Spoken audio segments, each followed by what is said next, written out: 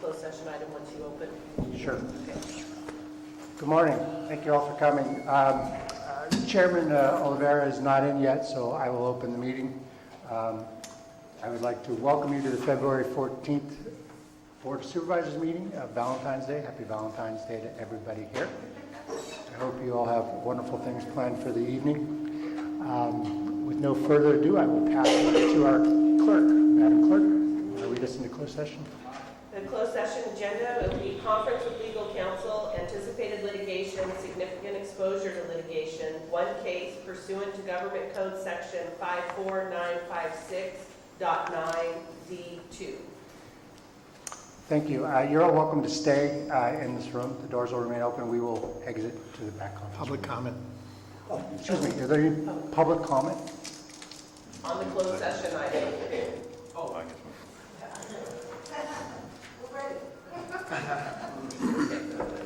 Okay, right, we'll go. thank you. Thank you.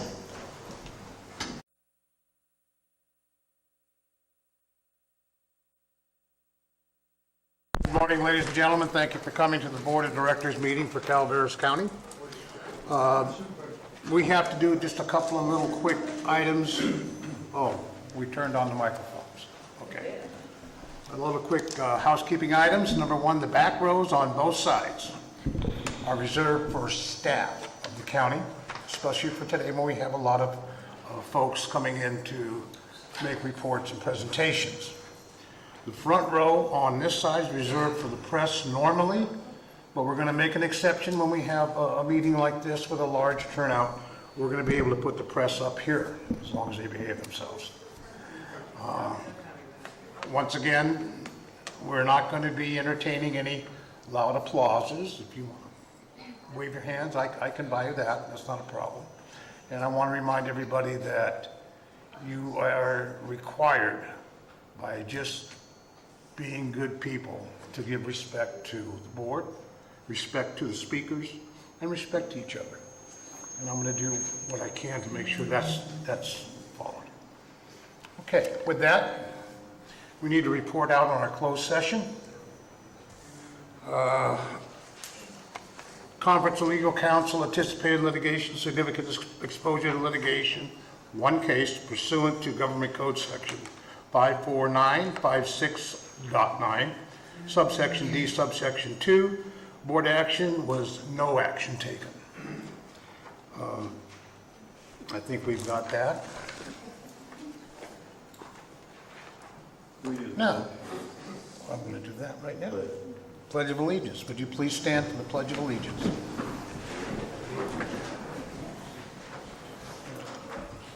CEO Lopez, would you lead us in the Pledge of Allegiance, please? I pledge allegiance to the flag of the United States of America and to the republic for which it stands, one nation, under God, indivisible, with liberty and justice for all.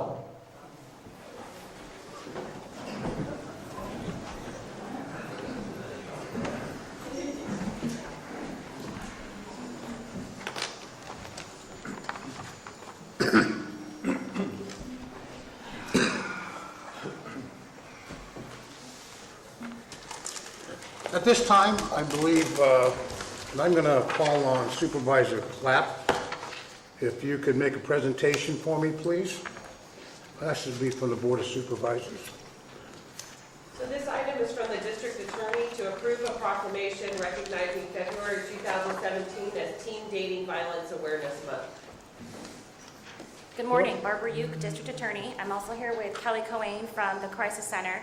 Kathy Northington, Superintendent of Schools, wasn't able to be present, but this proclamation that we're requesting you accept today is on behalf of all of us to declare February as Teen Dating Violence Awareness Month. It's been a nationally recognized month since 2010, and we are hopeful that we can start the discussion and bring out some awareness for teen dating violence that is going on in our community.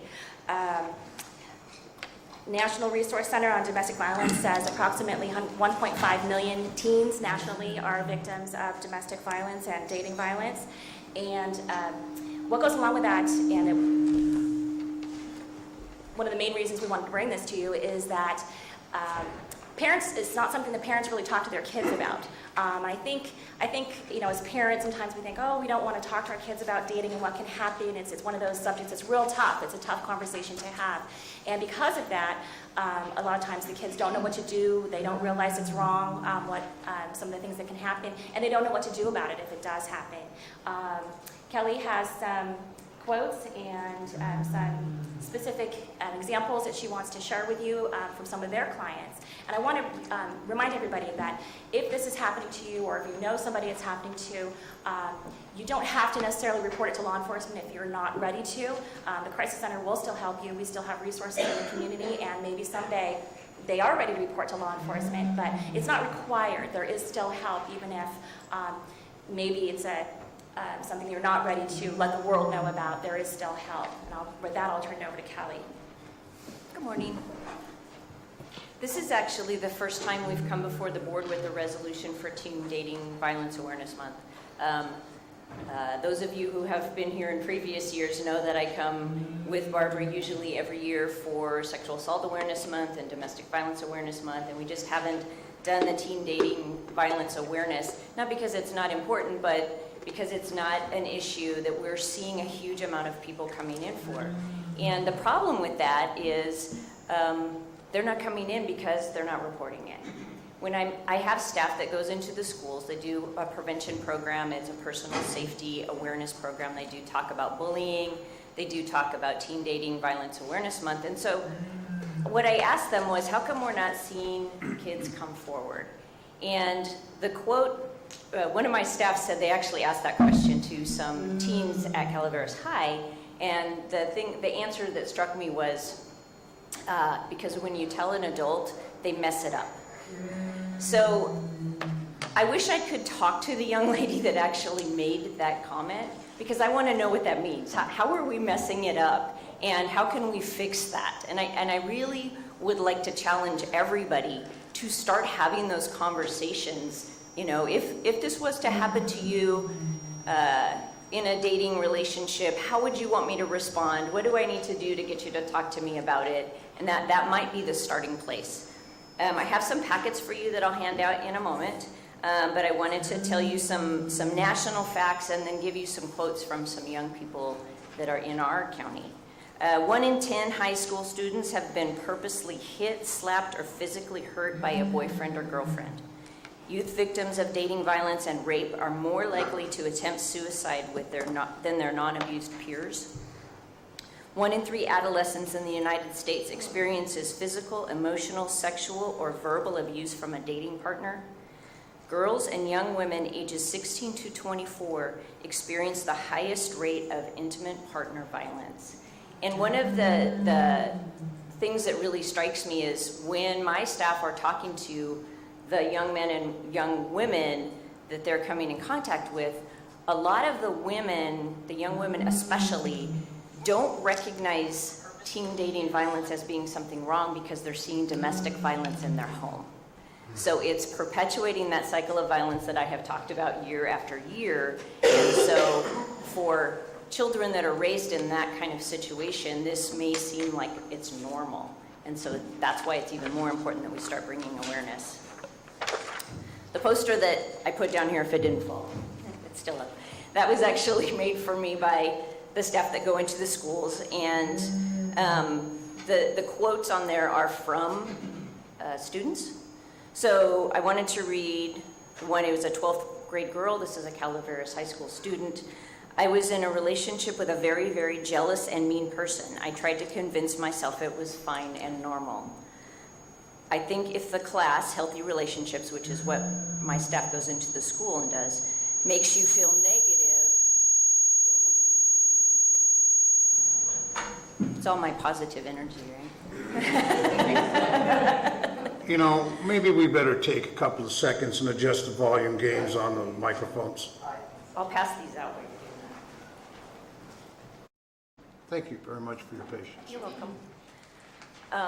Okay, so we were talking about this 12th grade girl, And basically she said, I think if the class, healthy relationships, makes you feel negative, like guilty, if you're having a response to the information that in a negative way that makes you feel stressed out, there's probably a problem and you should get help. Telling someone can help you get out of a bad situation. I did. And this is a good example of somebody reaching out to a young person and educating them that this is not okay. She said she tried to make it normal.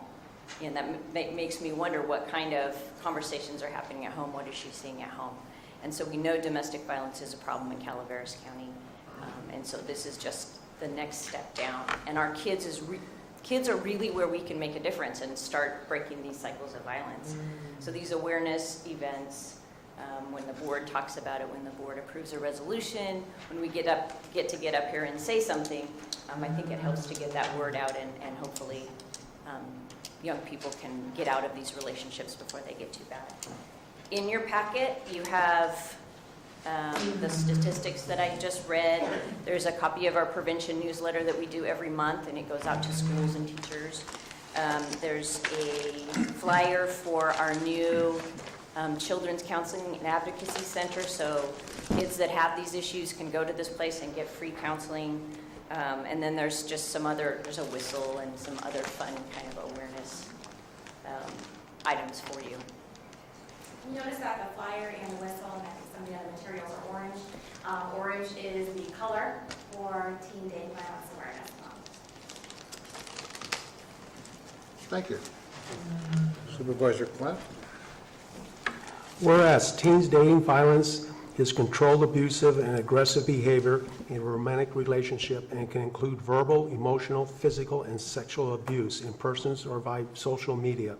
And whereas both boys and girls can be victims and perpetrators of teen dating violence, and whereas according to the National Council on Crime and Delinquents Focus, 1 in 3 of adolescent girls in the United States is a victim of physical, emotional, or verbal abuse from a dating partner, a figure that far exceeds victimization rates for other types of violence affecting youth. And whereas, according to the 2013 Youth Risk Behavior Survey, 13% of adolescent girls and over 7.4% adolescent boys suffer actual physical violence from a dating partner. And whereas, according to the 2013 Youth Risk Behavior Survey, only 33% of teens in an abusive relationship ever tells anyone about the abuse. And whereas, according to the National Resource Center on Domestic Violence, 3 in 4 parents have never talked to their children about this type of violence. And whereas high school students who experience teen dating violence are more likely to use drugs and alcohol and are at greater risk of suicide and are much more likely to carry partners of abuse into future relationships. And whereas by providing young people with education on healthy relationships and relationship skills, and by changing social attitudes that accept and support violent teen dating violence can be prevented. And whereas everyone has the right to a safe and healthy relationship and to be free from abuse. Now therefore, I'll entertain a motion to accept this proclamation. So moved. Second. Moved and seconded. Call for a vote. Oh, I'm sorry, any public comment? Excellent. Call for a vote, indicate, I'm sorry, Ms. Crane. I was wondering, where's Marty? I tried to just say, let's give them a standing ovation because they covered all the bases. But there's just one, and one of these things that, as a woman of 67 years old, I can say I've lived through a lot. Way back in Ohio, one of the things we heard all the time, there were 5 girls and 1 boy in our family, and he was the golden child. And for the girls, it's a man's world. That told us, it doesn't matter what you have to say. So just sit down and be quiet. We'll take care of it. So that was one of the things we heard a lot. And just sit back and slow down and let those boys catch you and let some man take care of you. That didn't work for me. I'm pretty sure we all know that. That didn't work for me. But what it does is it kind of lays the groundwork. And I don't know how many families, children have heard that, young girls as they're growing up and young boys. but it kind of sets the stage for them to be fearful of saying, I've got a voice. Well, ladies, gentlemen, we all have a voice, and we need to, when you see these indicators that they talked about, the first time isn't necessarily a slap. It's a hey, it's a I got this, or you're going to do what I want you to do kind of thing. It's a control issue. When you see that, have a plan. Know that when you start seeing that, your plan is to walk away and raise your voice. So you have a lot of allies out there, so don't be afraid to speak up. So applause,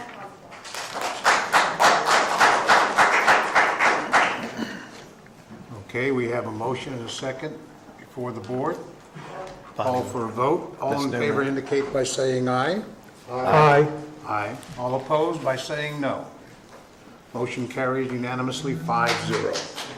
Thank you. Now therefore be it proclaimed, February 2017 Teen Dating Violence Awareness and Prevention Month throughout the County of Calaveras. The Board of Supervisors urges all citizens, agencies, and educators to promote awareness about teen dating violence and to work towards ending teen dating violence and empowering young people to develop healthier relationships, assisting victims in accessing the information and support services they need. Okay, would you present the To who? proclamation to our distinguished guests then? Thank you. And we're going to leave some of these flyers out here. Okay.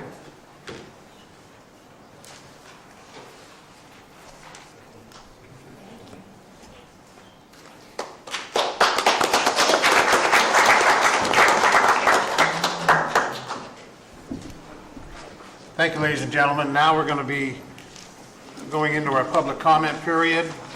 There will be 3 minutes for each speaker. You can only speak once. And I see we're doing a great job of keeping everybody in orderly and keeping our fire chiefs happy with not blocking our aisleways. Madam Clerk. Public comment. Any item of interest to the public that is within the subject matter jurisdiction of the board and is not posted on the consent or regular agendas may be addressed during the public comment period. California law prohibits the board from taking action on any matter which is not posted on the agenda unless it is determined to be an emergency by the Board of Supervisors. If public comment is completed before the 30-minute allotted time period, the board may immediately move to the next order of business. If public comment is not completed during the allotted time period, it will be continued as the last item of business in order to provide an opportunity for the remainder of the comments to be heard. Thank you. First person, first speaker.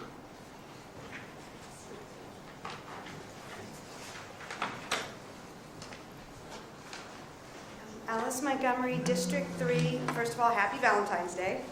Second of all, I want to acknowledge the people that it's really more important that came before us. You know, it's not just women, it's men that are victims of violence. My son got cold-cocked by a girl in high school, and he asked her, why did you hit me in the temple with your fist? She said, well, I just really wanted your attention. He said, well, you've got it. He did not raise his hand. So what I'm here to talk to you about today is about 4 things.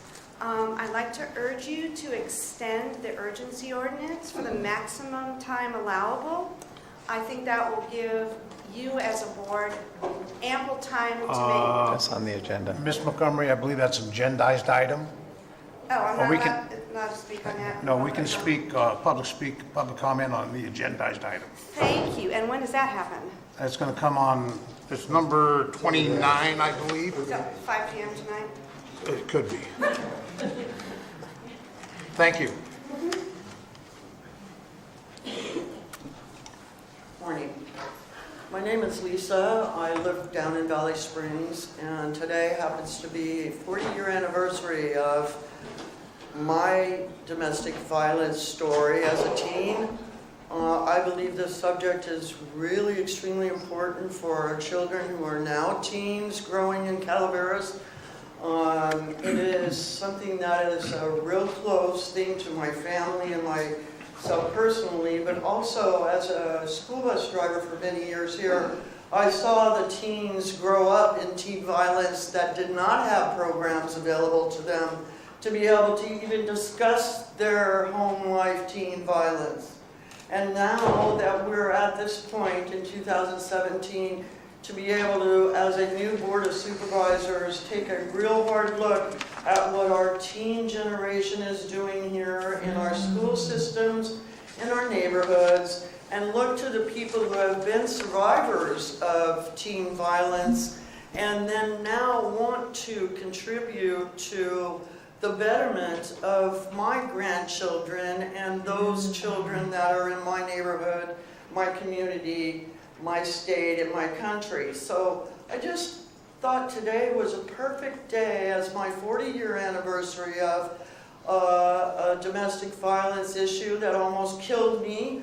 I broke my neck in a car accident from domestic violence, and I'm here to tell you I'm alive and speaking for my grandchildren, who are now 10 and 12, going into families now of their own that have teen violence already existing in their lives, and I would like to help them and everyone else prevent.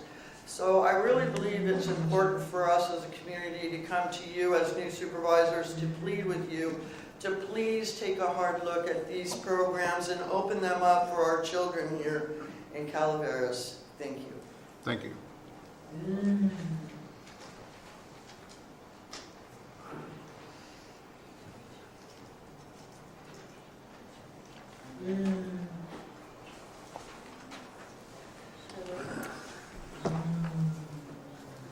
Start at 0. That's right. Go ahead. Thank you. Okay.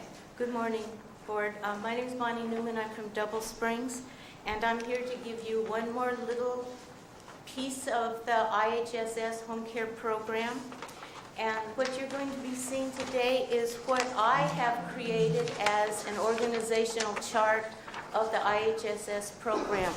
And this is intended to convince you how complicated this program is. There's so many agencies involved and so many funding sources that are fluctuating. And as I have created this about 4 or 5 years ago, I've had to update it on the amount of money that is involved, because that's what I intended to do, is follow the money. Find out where the money for this program is going. One of the things that I forgot was we deal with not only the Board of Supervisors and the Welfare Department, but the administration. So I had to add them up there in the top left-hand corner. And then down at the bottom, I had to add the Sheriff's Department, because we spend about $5,000 a year in the Sheriff's Department getting fingerprint and background checks to convince the masses that we're reliable and trustworthy. What we've seen over the past 10 years is this program more than double, and that can probably be laid to the fact that the baby boomers are reaching age of maturity, and we're not dying. We're dying as fast as we can, but it's not keeping up with the programs and the services that are available for us. So we see resources stretched to the limits for the services for elderly, handicapped, the sick, the injured, and the dying. That's what IHSS provides services for. So I put this out with anybody having any suggestions on, oh, this is not right, this is not the way this program is structured, for you to provide input. If you indeed find that this program, this organizational chart is out of whack, I just have to say one thing, because I've got a few minutes. I call this chart spaghetti and meatballs. The meatballs are all these little circles, and the spaghetti is all the interaction that goes from one program to another. And I stopped with the spaghetti because there was so many lines, it would have obliterated the whole chart. Anyway, I thank you for your time, and I will be back when I have more to say. Thank you very much. Thank you. It's over the door. It's over. I don't know. Morning, Board of Supervisors. My name is Bill Petrone, and I'm the Regional Director for SEIU 1021. We represent the general unit members here in Calaveras County. And I'm also a resident. I live in Murphys. I've spoken many of times in front of the San Joaquin County Board of Supervisors, and things are kind of different there. My first time speaking here, so please forgive me if I don't follow your protocol. I was going to speak on the urgency ordinance, but I see that it's on your agenda, and that you'll be voting on that, and my hopes are that it will get extended. But the thing that's probably of a primary concern is I've heard and read that you've instructed your staff to draft a cannabis ban of your own. And this would be a concern to the union and to myself as a county resident. The way things are in this county, there's not a lot of opportunity for increasing revenues. The industry of cultivation is, in my opinion, an excellent opportunity for just that. From everything I have heard, the community of cultivators is 100% in favor of regulation, does not seem to have any hesitation paying what the voters in the county have seen fit in the way of fees and taxes. The benefits to law enforcement, the general fund, which provides the funding for the basic community safety net services, and to the community as a whole will be immense. To draft a ban would send a message that the Board of Supervisors are anti-revenue, anti-services, and anti-public safety. The prior board opened the door to legal cultivation, knowing that the industry would pay for its own policing, if you will. Much like myself, I have to believe they are trying to provide the basics for their families. And they want what everyone in this room wants: good schools, basic safety net services, and a safe community. Drafting a ban and or not extending the urgency ordinance would go against all of that. Gentlemen, you have an immense responsibility to provide a safe community for all of the residents, regardless of where they live, regardless of what their opinions are on cannabis. You have a responsibility to everybody for a safe community. Thank you. Thank you.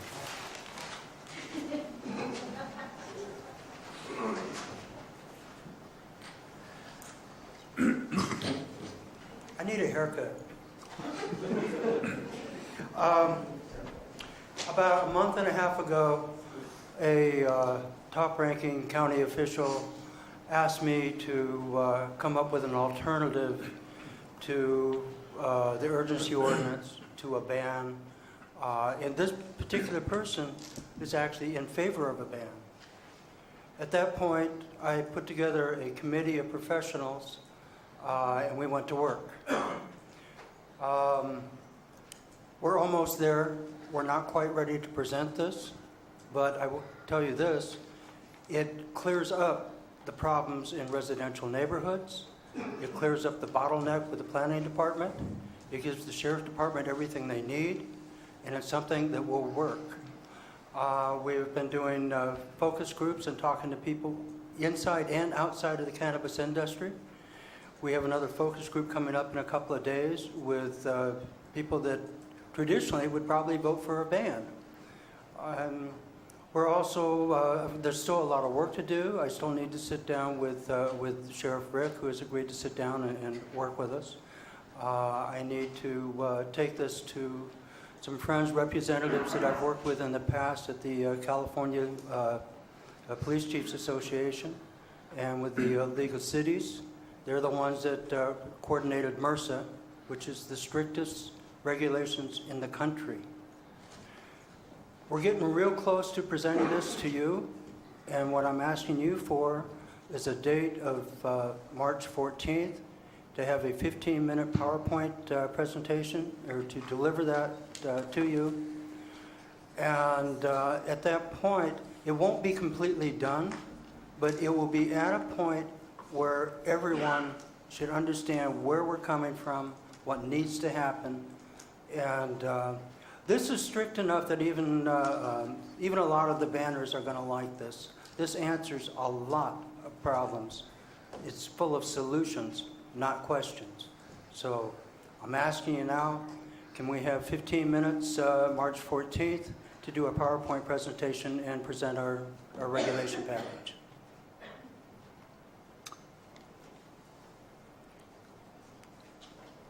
This is public comment period. It's public comment, we'll address that later. Can I ask you that question later on? Like, in an hour or so? Well, we'll address that on board comments probably. That works for me. Thank you very much. Oh, I'm Bob Bowerman, District 5, relatively new to the county, only been here 16 years. And I want to thank each and every one of you for stepping up and doing what you do. Thank you very much. All the respect in the world to all of you. Thank you, Mr. Brown.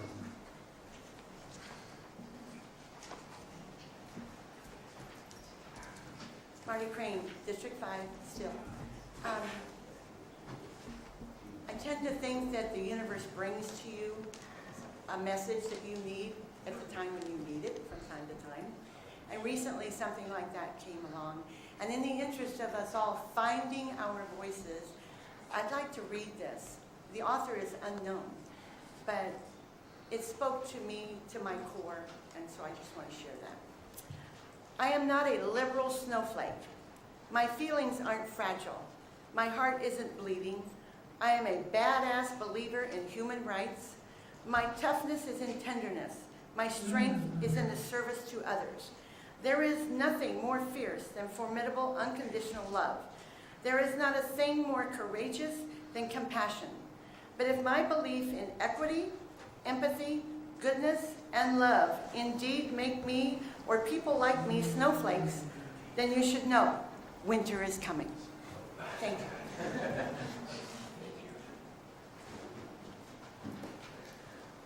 My name is Bill Wilson. I'm District 1 voter.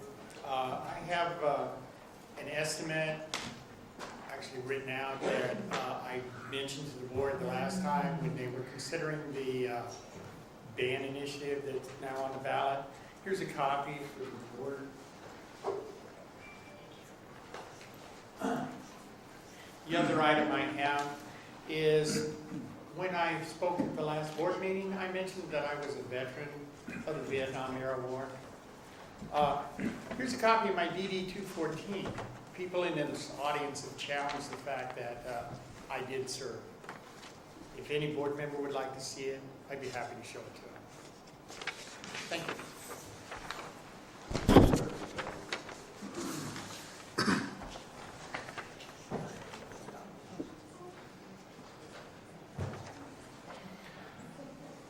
Ben Stopper, District 5, resident of Calaveras County for over 40 years. Grew up in Colmy Hill, and the last 5 years moved to District 5.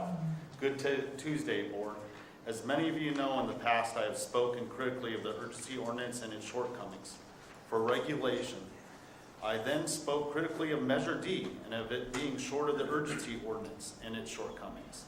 I now will speak towards the ban initiative, its shortcomings, and the financial peril it would put our great Calaveras County in that some of our current board members ran on. Mr. Toffanelli, thank you for the questions of County Council, although more could have been asked. It was sufficient to point out not the potential, but the reality of litigation the ban poses. Mr. Garamendi, thank you, sir, for asking for the assessment of cost to impose the ban. We need to let the people know not only the costs incurred, but the cost of returning not $2.5 million, but possibly the whole $3.7 million in fees, loss of jobs, paying for these loss of jobs, and litigation that may follow. Mr. Oliveira, clarity, we know where you stand. Mr. Mills, sir, with your business experience, you need to let the people know how the county will pay for the ban initiative, or even a ban ordinance for that matter. As a man of math and science myself, for the life of me, I cannot make the loss of revenue to the point of deficit, along with no new revenue, add up to being able to pay for a ban in a county that has dipped into its reserves in deficit spending for nearly a decade now. Mr. Clapp, I don't have a lot of input on the issue from you, other than your comments pertaining to registered growers breaking the law, and you as a contractor working through the septic moratorium, and how you obeyed the law and have always obeyed the law when it came to code. Part of this is telling the truth. 5/27/1999, illegal discharge of sewage. This is a public record that I found in Superior Court that has Mr. Clapp's name on it, that has a conviction. So in light, moving forward with a ban, we need to tell the people the truth. We have to give them the numbers and make them understand if you're going to impose a ban, we need to be able to pay for it. We need to do Thank you, safety Mr. for the Todd. people. Thank you, sir. Thank you.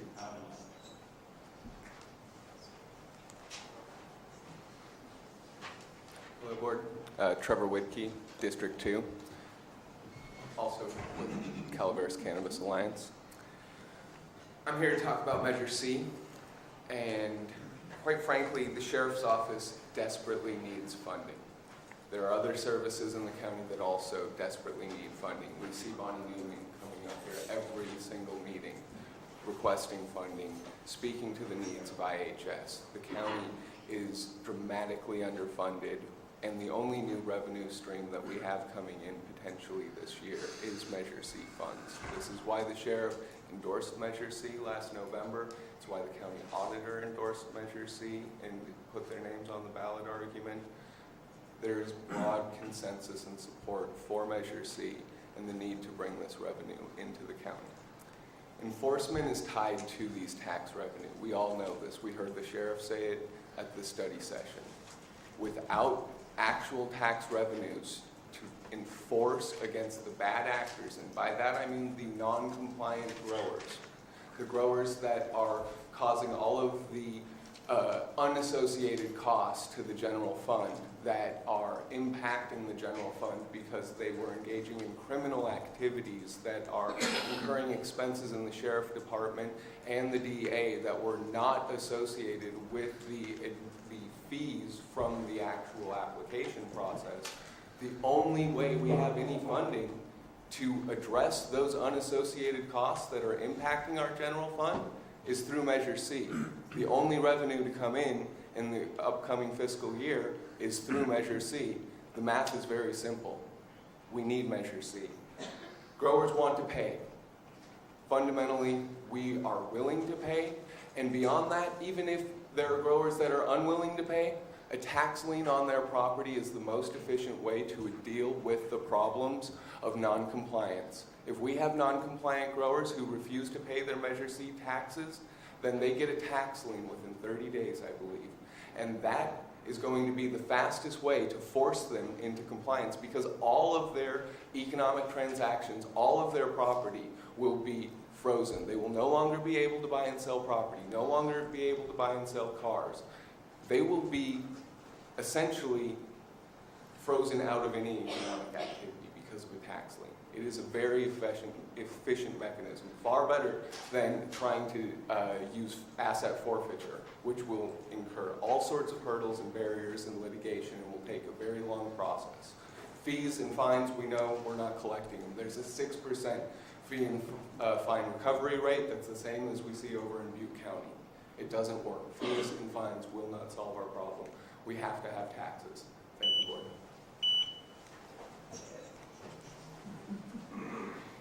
So that's 30 minutes. Any other speakers for public comment?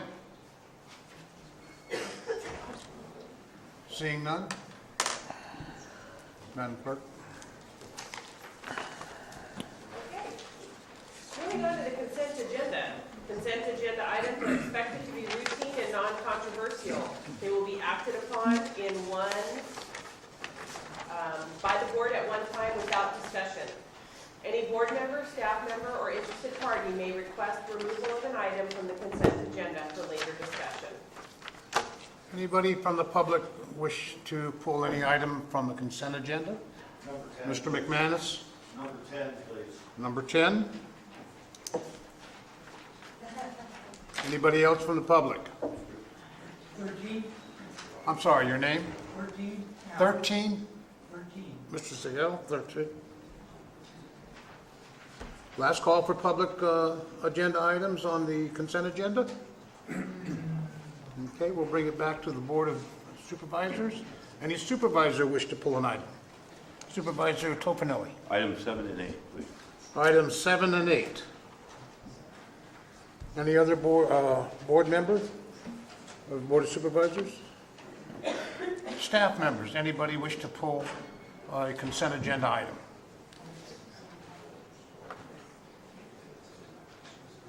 Okay, thank you very much.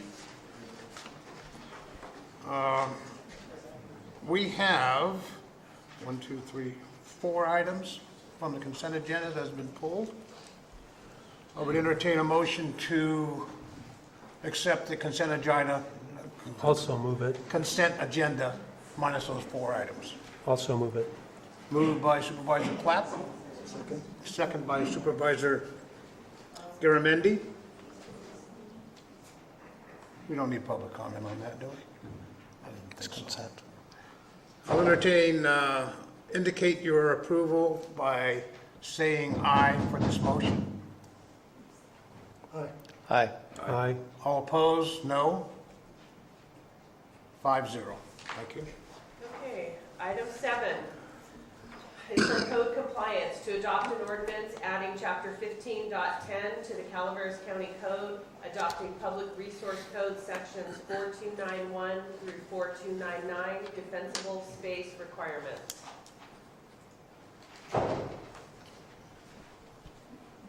Good morning. Todd Bart with the Building Department Code Compliance. Yeah, Todd, I have a couple questions on this item and item number 8. I know it came before the board and we consented without even the reading of it to get to this point to adopt this ordinance. But I did do some research on this. I went to the code, state code regulations and read these regulations. And the concerns that I have on it is it talks about expanding the space around our homes or properties and buildings and such. But it states here under financing on both items 7 and 8, it says no cost to general fund. This ordinance is associated with the building permit application submittal and issuance process currently in place with the building department. But when I read it, and I read the code, it pertains to, we adopt this, and we've already have one in place, to everybody. It's not just when you get a permit.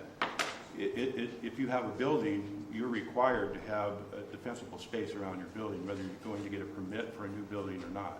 Is that correct? That is correct. You are required to have defensible space. That's normally enforced or addressed by CAL FIRE. But when you get a permit, what it triggers is not only defensible space, but the driveway requirements and some mitigation concerning driveways, turnarounds, hammerheads, so that fire equipment can maneuver better around the structures and defend the structures. Okay, and so when you go, you're saying then, we're just addressing at the time you get a permit, not addressing it if there's a code violation or some other violation and someone goes out and the county inspects and finds that you don't have dispensable space. That's up to CAL FIRE to go through that process? Yes, that's a CAL FIRE, or even possibly depending on what ordinance is in place in the fire district, that would be their enforcement. It triggers, what a permit triggers is the initial construction and mitigation and access of those properties and the defensible space of those buildings. Thank you for clarifying. And that would go for both items 7 and 8 for me. I don't know if you want to reopen for 7, but No, we had the same condition on both of them. I just wanted to clarify that. Excellent. Council, we can vote separately or we can combine 7 and 8? It's in the discretion of the chair as long as you provide or allow for public comment on both items. All right. Any further comment from the board? I'd open it up to public comment now. Any public comment regarding items 7 and 8 on the consent agenda? Seeing none, bring it back. I would entertain a motion to combine and vote on items 7 and 8 in regards to sections 4291 through 4299 and item 8, 4290 of the Fire Safe Regulations Code. So moved. Moved by Supervisor Tofinelli. Second, please. I would second. Second by Supervisor Mills. All in favor indicate by saying aye. Aye. All opposed by saying no. Motion carries 5-0 unanimously. Okay, so moving to item 10, Public Health Services, to adopt a resolution authorizing changes to the fee schedule for the medical marijuana identification card program, reducing the fee from $104 to $100 per application, effective November 8, 2016, and to authorize fee refunds to 4 individuals in the amount of $4 each, in the amount not to exceed $16. Thank you. Good morning, Mr. Chair, members of the board. Kristen Brinks, Health and Human Services Agency. The resolution that we are recommending is to, for your board today, is to bring us into compliance with changes to the Health and Safety Code as a result of Proposition 64. It's a fairly routine item, but we welcome any questions or comments that may be associated with it. Okay. Any questions from the board from staff report? I found it rather interesting that we can apply to the state legislature if we find that the costs exceed. Yes, so when it comes to any fees, the fees cannot be higher than the amount necessary to carry out the duty. So years ago, when the fees were set for the administration of the medical marijuana identification card program, it was identified that $104 was the necessary amount per fee to cover administrative cost. With the passage of the law, that amount has been capped at $100, so we are simply bringing down that amount. We're choosing not to, we're making a recommendation not to move forward with trying to recoup that $4 as we're identifying that that's fairly immaterial. So that was our thinking. And in addition, the previous direction required us to submit a portion of that monies to the state. That has been done away with, and so we're kind of looking at it as a wash. Okay, thank you. Mr. McManus, your position, please. I'm sorry? Your turn at the mic, Bill. Thank you. Bill McManus, Hanford Hill. In going over the registration card, we all know that there's nothing required as far as a registration card in Calaveras County or provided by state law. It was a voluntary program. As with most things that revolve around the cannabis industry, whether it's voluntary or not, regulation seems to be, or enforcement seems to be voluntary or compliance. What really struck me, though, is as we're going over all the costs that have been charged against the application fund, there's been some question as to how accurate it is. Yet in this case, with laser beam accuracy, we're down to within $4 of the cost of one action. What I don't know, and maybe staff can supply the information, how many of these cards have been issued, and has the price been variable, or did it recently change, or is it possible that only 4 people have this card? That's why we're getting ready to refund $16. So my question would be, how widespread is this plan? Are there any more people that are going to be coming forward? Did they ask for their $4 back, or are we just giving it to them, or did we come up and say we're not able to substantiate $104 for the card, but we are clear that we can back up the $100 cost? So those are questions for whoever, whatever department head is responsible for that. It just questions that's never come up before. Just some interesting information. Thank you. County Council, could you comment on that as far as state statute compared to county ordinance for our fees? Typically with fees, we cannot charge more than the cost of providing the service. The Health and Safety Code was recently modified, It specifically indicates that in no event shall the amount of the fee charged by a county health department exceed $100 per application or renewal. So based on that change to the Health and Safety Code, the Health and Human Services Department is bringing this modification to the fee based on that modification to the state code. So we're in compliance with state code, Health and Safety, California Health and Safety Code. Correct. Yeah, I'll bring it back to the board for any further comments. Seeing none, I would entertain a motion. So moved. Motion by Supervisor Garamendi, second please. I'll second it.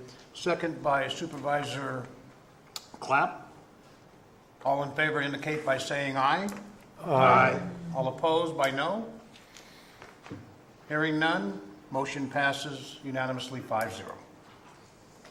So the next item is from the Administrative Office to approve Amendment 2 to the Meade and Hunt Airport Continuing Services Agreement in the amount of $10,000 and authorize the County Administrative Officer to sign the amendment. Okay, this was brought by Mr. Segala. Mr. Segala, your position. Yes, good morning. I just wanted to know more information about this. What's the reason for the $10,000? Do we have a representative from the airport to address that issue? I don't see Kathy here. I don't see any either. Maybe Public Works. We'll take a moment with Mr. Crovis and Mr. Moss. Thank you, sir. Good morning. Brian Moss, Administrative Office. Apologize for the delay. This item here is actually an ongoing contract, an ongoing agreement the county has with FAA qualified engineers to do design products at the airport, as well as to write grants and take care of other things that are required to go through FAA requirements. So that's what I have on this topic. I apologize, I don't have a staff report in front of me. Comments from the board? Well, I know it improves upgrading taxiways to the new FAA requirements. Correct. There's a lot of physical work that needs to be done to bring us into current compliance, and that's primarily what they're doing here. Correct. So. And again, once again, we retain this group, Meade and Hunt, on a continual basis to meet those FAA requirements as we do improvements at the airport. And they are familiar with the ongoing work. Absolutely. Thank you. Any further board comment? Now, Mr. Moss, I have a comment. This is somewhat, if you will, a maintenance program to be Correct. with our FAA requirements as they change. Correct. Okay. So I would just use this as an example. It's not on your staff report, but if, let's say, we were going to do new above-ground storage tank sites, or above-ground storage tanks at the airport, and we did one a few years back. But as an example, if we were to do something like that in the engineering that's required, the design that's required, we need to make sure it meets FAA requirements. Also meets the local environmental health requirements, which are really essentially the same, but because it is jet fuel, et cetera. So.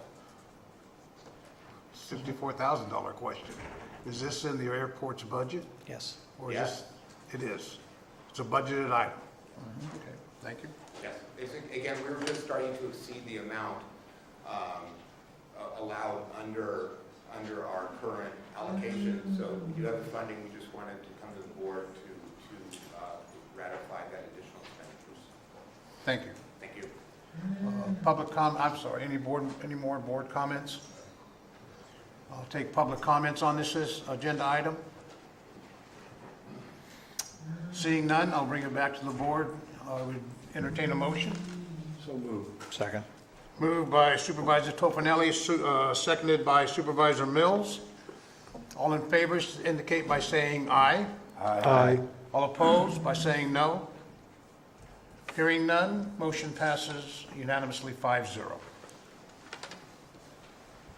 That'll take us to our regular agenda. Oh, okay, I'm sorry. Ladies and gentlemen, let's take a 10-minute break.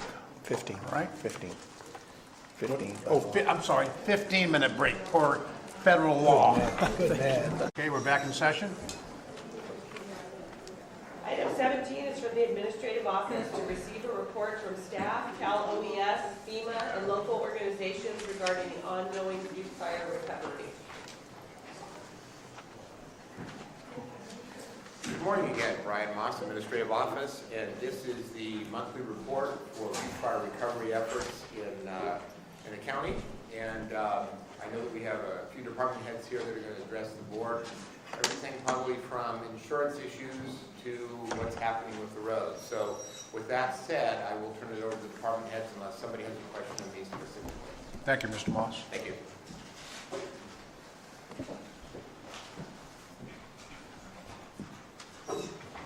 Good morning, Earl Seaberg, representing Public Works. Mr. Groves is working on something else right at the moment, so he'll be back shortly. I'm very pleased to report to you today that the hazardous tree removal started on January 30th. They've commenced on the days that weren't raining. They've had 6 to 12 days where they could remove trees. They've taken out over 400 trees at this point along Mountain Ranch Road and Railroad Flat. Those are the areas of immediate focus. That work will continue for the next several weeks on those two roads before they branch off and start doing some of the other roads. Right now, the plan is to start ramping up crews as the weather starts, when the weather becomes drier, and hopefully that will occur in the next several weeks. We do want to remind the public, though, that we need your patience.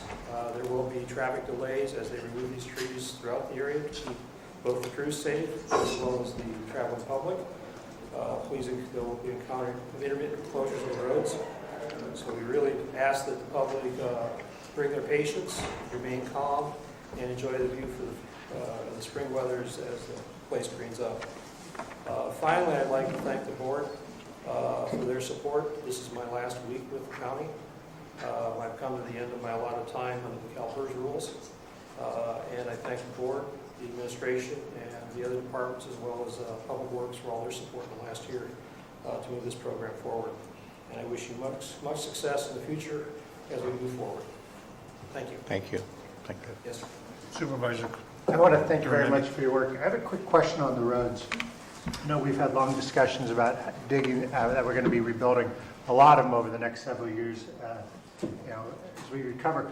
Does our county have a dig once policy in place? I know some other counties do, where if you dig up a road or replace it, you put in infrastructure underneath it, even if it's not lit?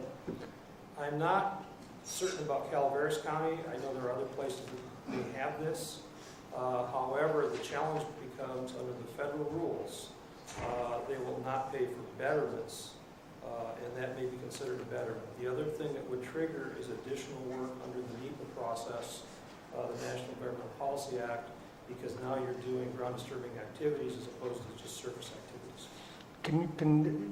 If it's all right, if you could reference me to what our current policy is in the future, maybe we could find some time to sit down, because I think that might be an interesting policy, not just in the Butte fire area, but countywide. It's always more efficient to do it once and do it correctly. Well, I certainly agree with that. Hate to tear out new structure in there. So. I have a quick comment. Earl, for the folks that don't understand, you're on retirement on PERS, so you're only allowed to work X number of hours per year. That is correct. Thank you very much for the good job you've done, and would you be willing to come back next year? Well, I'll never say never. Okay. Thank you very much for your services.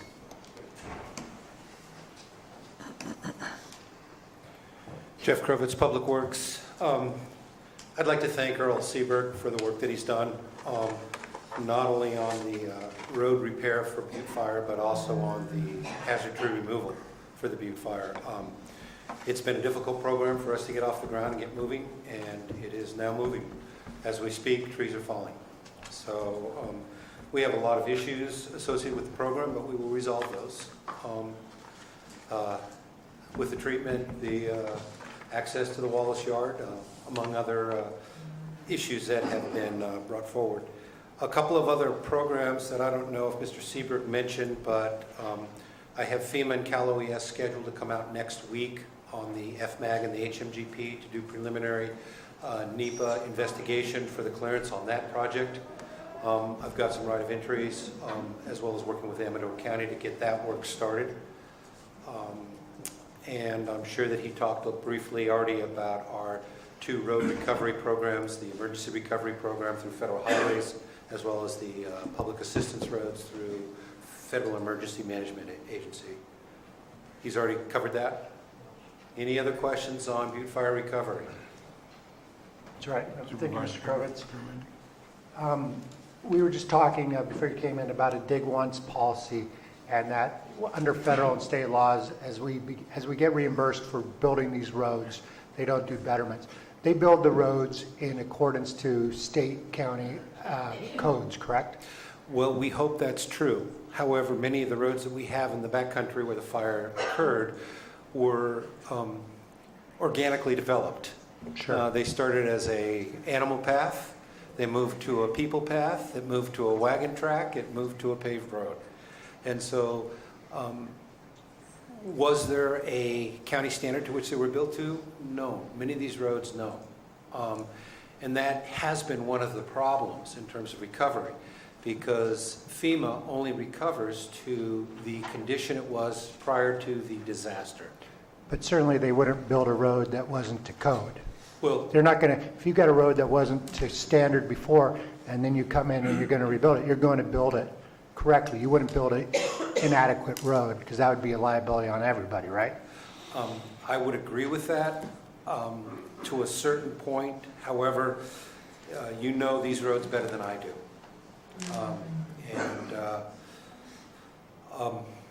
Not all of them were originally engineered and constructed to what we would consider to be a current code. So recovery from fire damage is to recover from damage directly attributable to the fire and its recovery operations.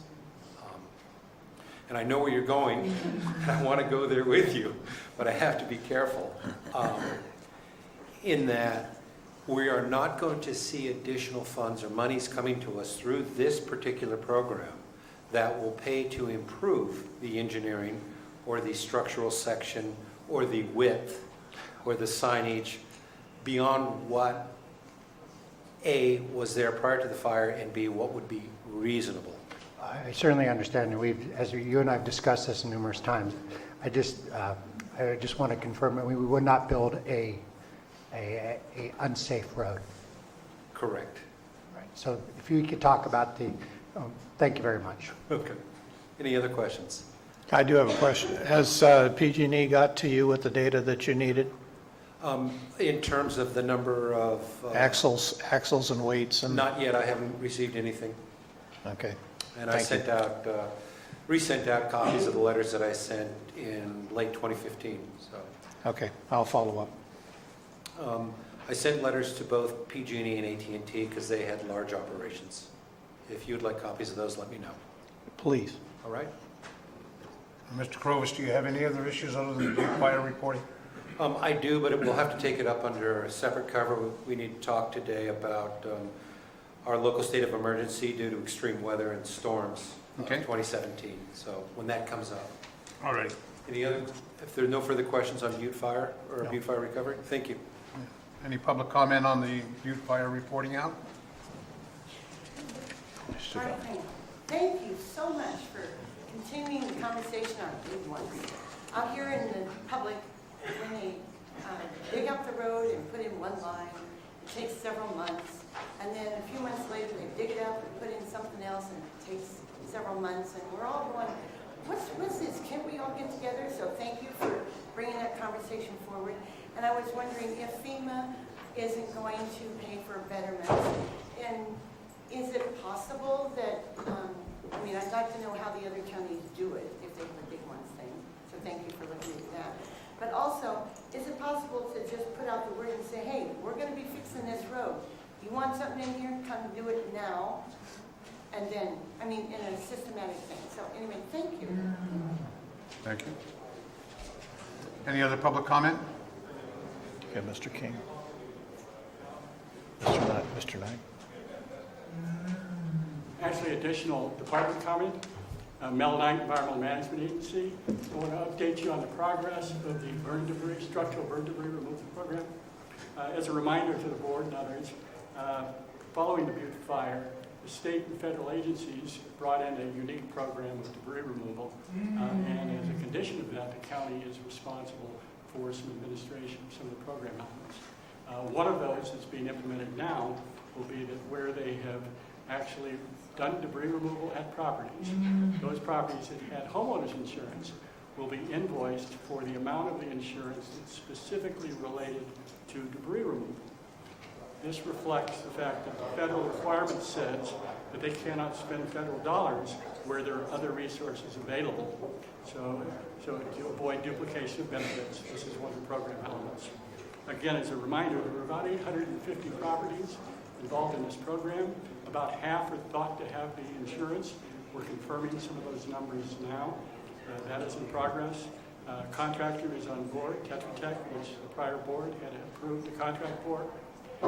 Within the next week to 10 days, we hope to be sending letters out to confirm insurance information. There'll be people available to assist. Supervisor Karamendi, Public Information Officer, and others have reviewed some of the documents or will be reviewing these prior to them going out. And we hope to be available to provide all the assistance and support to make sure this is done in an effective and considerate manner. There will be opportunity for individual property owners to meet with individuals to express any issues, concerns, or get any details that relate to the program. Again, this is a very successful program. Nearly 500 million pounds of potentially hazardous debris was removed for either recycling, reuse, or disposal. Very large program, very large dollar amount was spent on this, and we expect to, again, see that this will be brought to closure within hopefully the next 8 to 10 weeks. Oh, good job. Any questions? Supervisor Garamendi? Mr. Knight, I want to thank you very much for all the time that you've spent with me explaining this program. I think it's very important for people in the burn scar area that they're notified about this. I think this is a bill that's a long time in coming, and most of us expected it, and many people probably forgot about it. It's not. It's only related to their insurance and what their insurance is going to pay out for debris removal, and that's what the county will be asking for. So it's we're behind. So hopefully people will understand this isn't a new bill. It's rather an old bill that's we're a little late in asking for, but we are going to ask for it. And so, and if there are questions, I appreciate the openness that your office has had in dealing with individuals and individual claims. We have a large variety of insurance, people who had plenty of insurance, people who had minimal insurance, and people who had no insurance. And I appreciate your willingness to be compassionate and understanding and working through this and starting with me. Thank you. Thank you. Thank you, sir. Any questions from the board? Any further questions? Any public comment on staff report?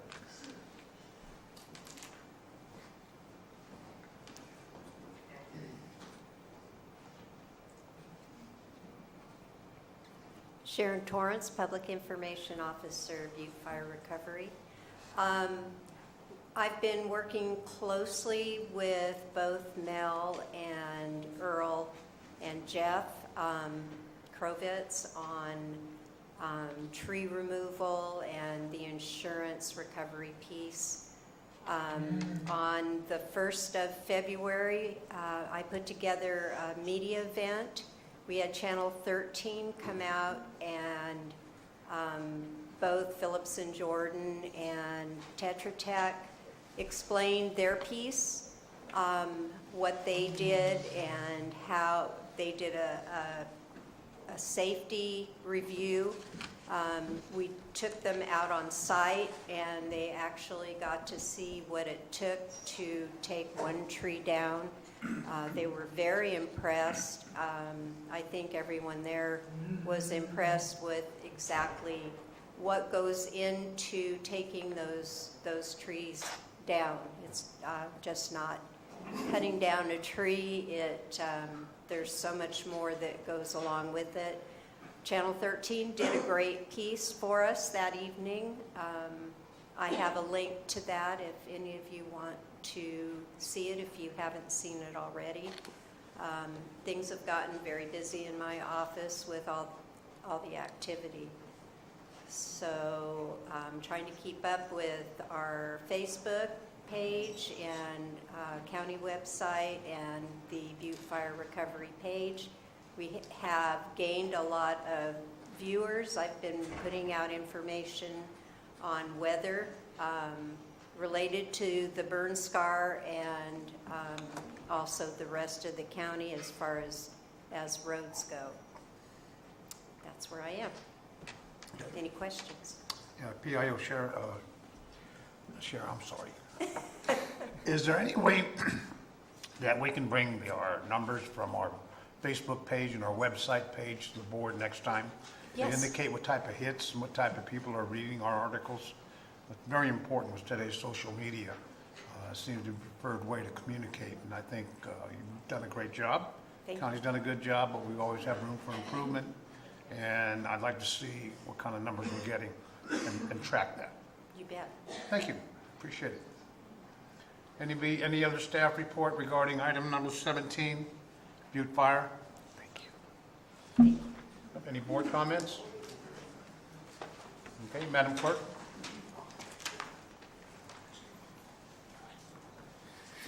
Item 18 is from the Administrative Office to approve an agreement between the County of Calaveras and Aspen Street Architects Incorporated in the amount of $57,750 and authorize the County Administrative Officer to sign the agreement and subsequent documents to design needed changes to the legal administrative building. Mr. Chairman, County Administrator's Office would like this item removed from today's agenda for consideration at a future date. Thank you, CAO Lopez. Is there any board comment on that? No objection. I would grant that request.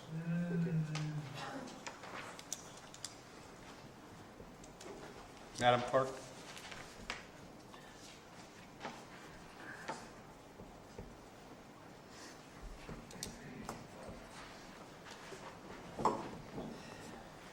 Number 19 is from Human Resources to adopt a resolution authorizing changes to the position control list by reclassifying an existing senior administrative analyst position to a principal administrative analyst position in the administrative department. Judy Hawkins, Human Resources and Risk Director. Good morning, Chair, Board of Supervisors. I am asking for you to adopt a resolution authorizing the change. We are asking to reclass the Senior Administrative Analyst to the Principal Administrative Analyst. With the resignation of our CAO, Shirley Ryan, Shirley came up through the administrative office. First, she was the principal analyst, then she was the assistant CAO, and then became the CAO.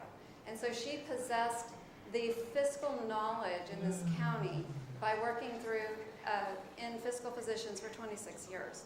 With the loss of that knowledge and then with the resignation of our senior analyst, we no longer have anyone in the office with that level of experience.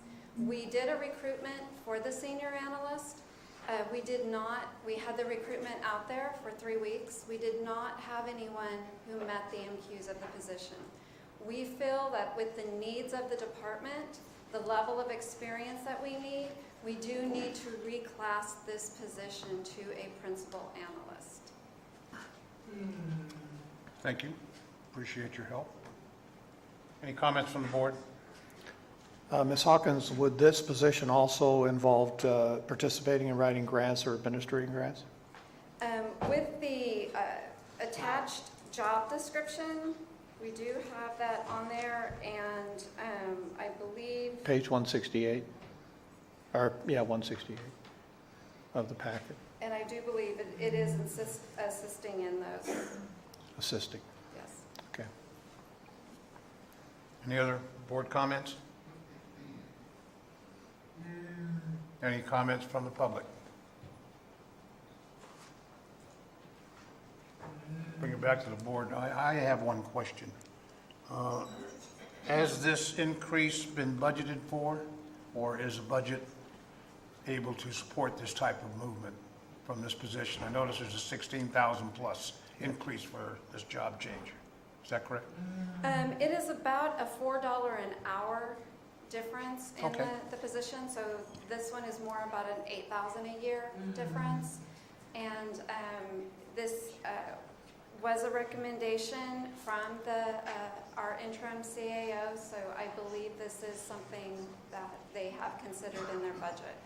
Mr. Chairman, members of the board, because of the vacancy of Ms. Ryan as well as the vacancy of Mary Rose, there are sufficient salary savings for this increase, even if we were to bring the position in next week, and we won't be able to do that, but there is salary savings sufficient for that. Oh, thank you very much, CEO Lopez. We'll get back to the board. Any further questions? I'll entertain a motion.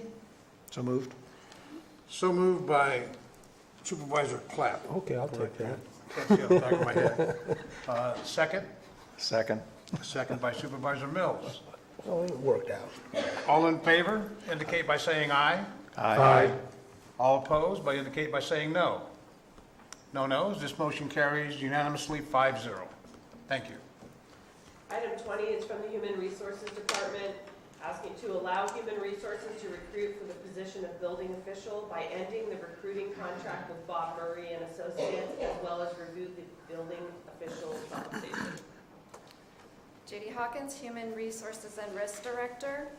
We are asking to end the contract with Bob Murray and Associates for the recruitment of the building official. At the time that it was decided by the Board of Supervisors to have a search firm recruit for that position, we did not have a recruiter in the Human Resources office. We were very limited in resources, and so we felt that it would help speed up the process. It has been almost a year. We have not had a viable candidate yet through that service. Now that I do have a strong recruiter in my office, I feel my office could do a very good job to recruit for this position. I also do feel very strongly that I feel the board, or I ask the board, that you have me bring it back to you. I changed the position control list to increase the salary of this position to $116,000 annually. In doing a research, and I have discussed this with the board previously, what we are paying the building official currently is more of a mid-level manager. This position at one time, the building department was part of a CDA, and so the building official was a mid-manager position. When that structure was changed and the building official was made an appointed department head, the position was not, the salary was not comparable to an appointed position. And so we feel that we would have a more successful recruitment if we were paying the position more in line with those out there. So. Okay. Ms. Hawkins, any comments from the board? Yeah, a couple questions. Supervisor Toffenelli? What is the current amount of the contract with the recruiting contract? The contract was $26,000, Okay. and we have spent $24,000 on the contract. And you're offering to bring it back in-house now. And I want to bring it back before we spend any money. And then the next question I have is, we currently are under contract with a provider for the current position of head department of the building department, is that correct? Right. How much is that contract annually? It was the terms of the contract was a certain amount up front for them to post the job, to build the flyer, to go out and do the... I'm sorry, I'm talking about the department head now that's Oh, currently in the building department, head of the building department. He's under contract, is that not correct? Yes, we can So end he's that in- contract at any time. Yes, we can, but what is the amount of that contract? Do you know? Currently, I believe we are paying an hourly rate, which I do not have it in front of me, but I think it's close to about $140 an hour. 140 an hour? Okay. He is not in the office full-time. He is only in about 2 days a week currently. Okay, thank you. Any other comments from the board? So I agree to recommend to come back with an adjustment to that control list and the appropriate salary change that you're looking for. How we've handled it so far in the budget has been very tenuous at best as to the results, because that position really needs to be a full-time position to get the success that we need out of it. So I thank you for having the ability in-house to handle it. Yeah, I agree that we do need a person in there full-time. Any further? Ms. Hawkins, I have a couple of questions. What is the current compensation for that position under our local guidelines? Currently, it's $96,636 annually, and we are asking to bring it up to $116,000 annually, which is comparable to what the planning director makes. And when we look at the size of staff and especially the additional duties that has been added to the building department, the duties are comparable. Do we have any indicators, maybe from our recruiting contractor, of why we had so little response, if any? Was it a salary? Has been the number one, and they felt that if we had increased the salary, we would have a completely different pool of applicants. Okay. Did they mention any other areas other than salary compensation? That has been the number one. Did they mention any other areas? I know number one was salary. Was Well, there anything else? One of the difficulties is that with the economy improving, building has started again. And so just those in the building officials are hard to come by. We have a lot of other county cities recruiting. And so there is a deficit of talent out there. And so pay is really the major contributor of not finding an official. Okay, thank you. Public comment on this? Seeing no public comment, we'll bring it back to the board. I'd entertain a motion. So moved. Motion by Supervisor Tofinelli. I hear a second. Second. Second by Supervisor Mills. Call for a vote. Indicate by saying aye in favor of the motion.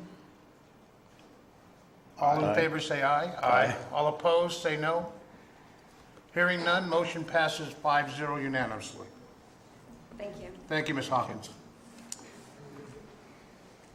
Madam Clerk?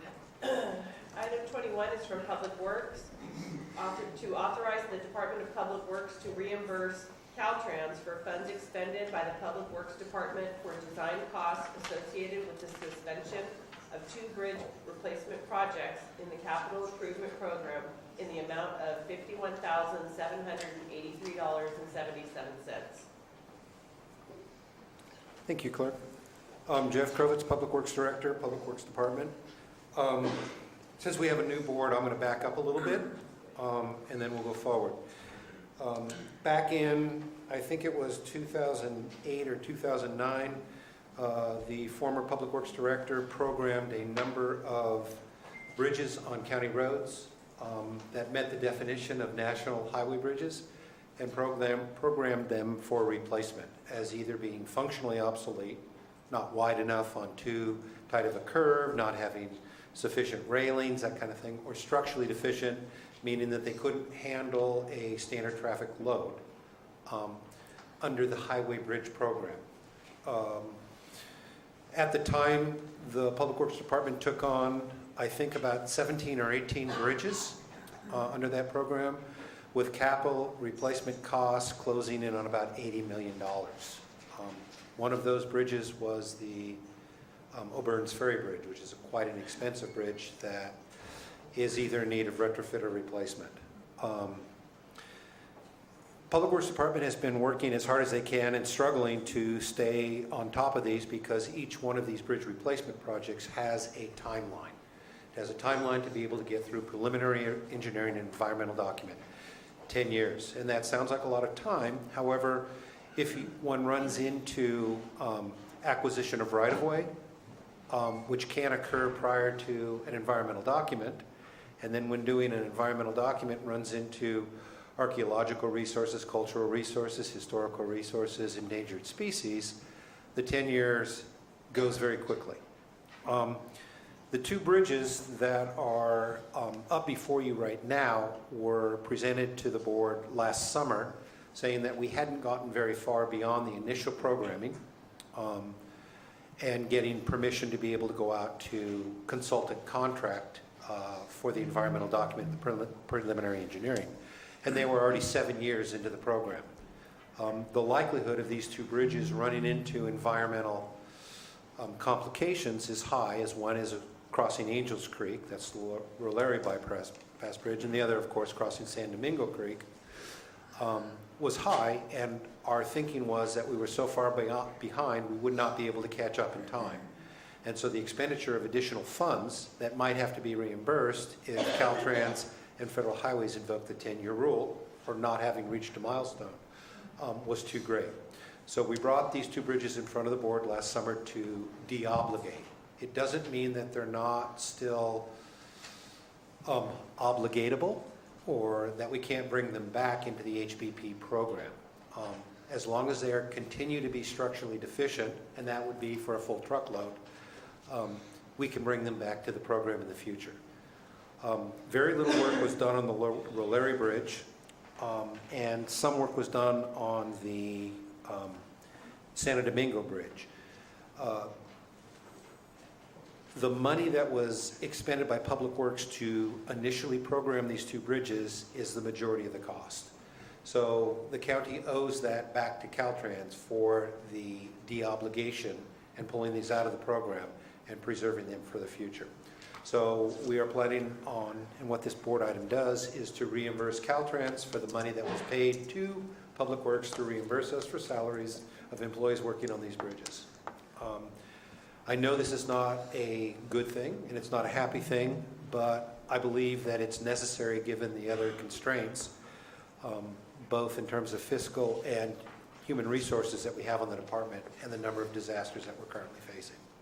So what this board package asks you to do is to approve the reimbursement of Caltrans, to Caltrans, of money, approximately $20,000 for the San Domingo Bridge and approximately $31,000 for the Rolary Bridge that were previously expended to get them into the program. Questions on these two bridges? My question would be what is the impact to the RSTP budget as a result of doing this? The RSTP budget,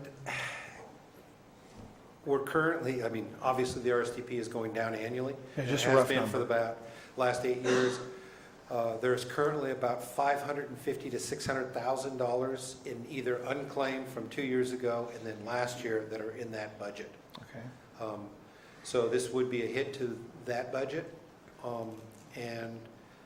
but it would be a smaller hit than if we continue to pursue these and spent more money without reaching the required milestone in time.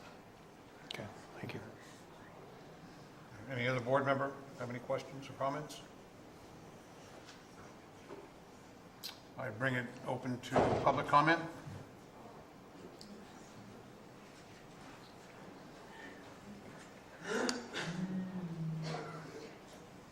Just one quick question. Is this 51,000, is that in the general fund right now and it's got to come out of the general fund? Okay, where's it at and where?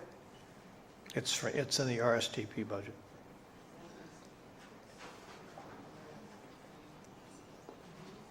Any further public comment? I'll bring it back to the board then. I'll entertain a motion on item number 21. So moved. Moved by Supervisor Mills. Second. Second by Supervisor Clapp.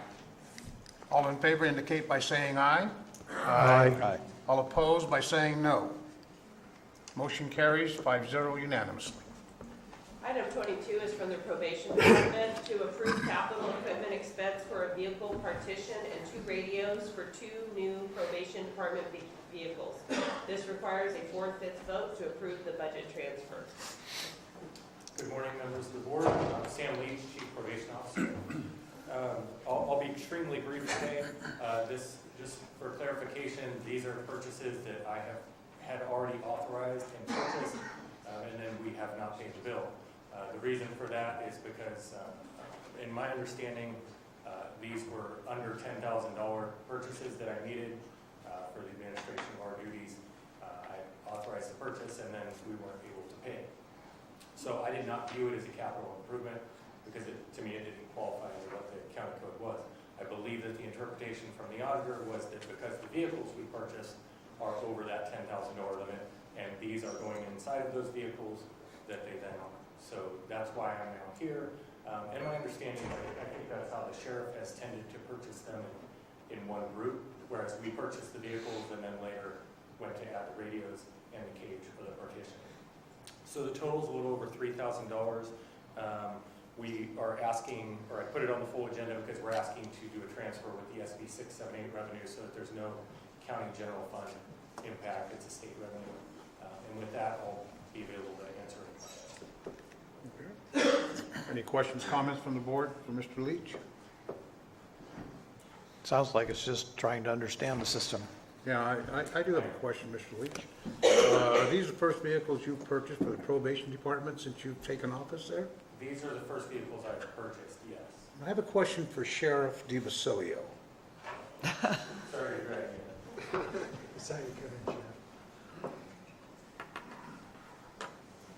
Thank you. Nope, by association. You could have Good morning, stayed. Sheriff. How are you? You could have stayed home. Sheriff, when we purchase vehicles for the Sheriff's Department, which we have a lot of experience, do we budget out those items for the vehicle? Because I know there's purchased under what's called a police package, if you will. And is there a separate budget for the addition of radios, computers, things of stuff that are placed in the vehicle after we receive them through independent contractors? Yes, So that's a separate budgeted item. it is. Has to be. Okay. So, basically, Mr. Leach here is on solid ground, I understand, it looks like. I just want to make sure. Thank you, Sheriff. Sure. You'll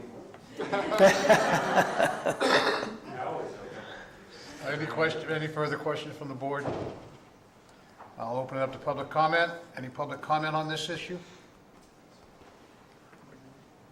Okay, we'll bring it back to the board, and I want to make one more comment. Ladies and gentlemen, we need radios in cars. Tin cans and strings don't go that far in this county. With that, I'd entertain a motion. So moved. Second. All right, Supervisor Clapp moves. Supervisor Tofinelli seconds. All in favor indicate by saying aye. Aye. All opposed by saying no. Motion carries 5-0 unanimously. Thank you, Mr. Leach. Item 23 is from Code Compliance to introduce and waive reading of the ordinance superseding and replacing the current Chapter 8.06 of the Calaveras County Code, Public Abatement, Property Maintenance Code.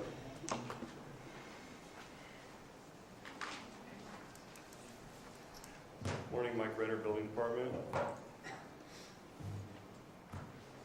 So this is part 2 of the 806. We're directed by the board to bring back a bit of a hybrid system, leaving standard, quote-unquote, code enforcement issues kind of alone, leaving them how they are, so the board's the ultimate authority for any appeals. Part 2 being specific to an expedited abatement system for cannabis-related activities. So what you have before you, I guess there's a few main points. Number one, it's much faster while still providing due process to alleged offenders. It'll allow us to get from violation citation to hearing very quickly. So especially with something like cannabis, it's a time-sensitive thing. So it's going to be helpful for the county.